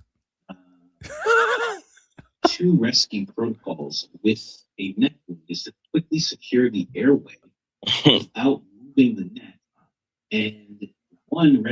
You gotta let me know what that @ is. That @ that you have underneath your channel name. Tell me what that @ is, because then I'll look that up and it'll bring me right to your channel. Let me see what that is, okay? And do an open mic, man. Don't even worry about it. Don't worry about it. That's what it's all about. That's the point of an open mic, is that it takes you through the fire. It sucks and it's hard and the people don't even care that you're there, and the other comics just want you off the stage. And if it's in a bar, the regulars are pissed that you're even there. That's what it's about. That whole thing is what it's about. People yelling at you, telling you to shut up. That's what it's about. Oh man, you get forged in that fire, man. I'm telling you. Anyways, guys, I have to get going. I am out of here. We are at 3 hours, 14 minutes. Thank you guys so much. Anybody that's on Twitch that actually watched this, thank you very much. People on Kick, thank you very much. And YouTube people, you guys know you are family 100%. The core of the community is 100% YouTube. Thank you guys so much for being here. Thank you for, I feel like there's a coffee or two that I missed. There you go. There's a bunch. I'm saying bye, but I gotta have a blessed Father's Day. Thank you so much. Siempre, siempre. Thank you very much. If the Rode mic exploded with as much force as they say, it would have flew off with force. Slow it down. No, it wouldn't have flown off with force. The mic. The magnet. You mean? Because the microphone would have just stayed in the shirt. Yeah, it would have just stayed in the shirt. But the magnet did fly off. It did fly off with force. You joined. You're a member now. Thank you very much. Coach, check out Sam Oibed. He's a great comedian, talks about politics and Charlie Kirk. Does he? Amazing. All right. I will do that, guys. Thank you guys so much. Peace, love, and happy Father's Day to all the fathers out there. A lot of people don't tell you how good you're doing. They don't pat you on the head. You just get no sleep and you're expected to perform. And believe you me, I see you guys. I'm going through it too. And we will get through it together as fathers. Anyways, guys, Candace will be live soon. Baron today or Friday? No, not Friday. So today he'll be live. I got to go check out his last episode, see what he was up to. But other than that, I will see you guys Monday, and I'm going to be releasing a bunch of episodes over the weekend, pre-recorded episodes. We're going to be doing some pre-recorded episodes. I'm going to find a bunch of stuff right now. We're going to record, and take care of you guys. So 10 a.m. Friday, Saturday, Sunday, you can expect something. Okay. Anyways, I'm out of here.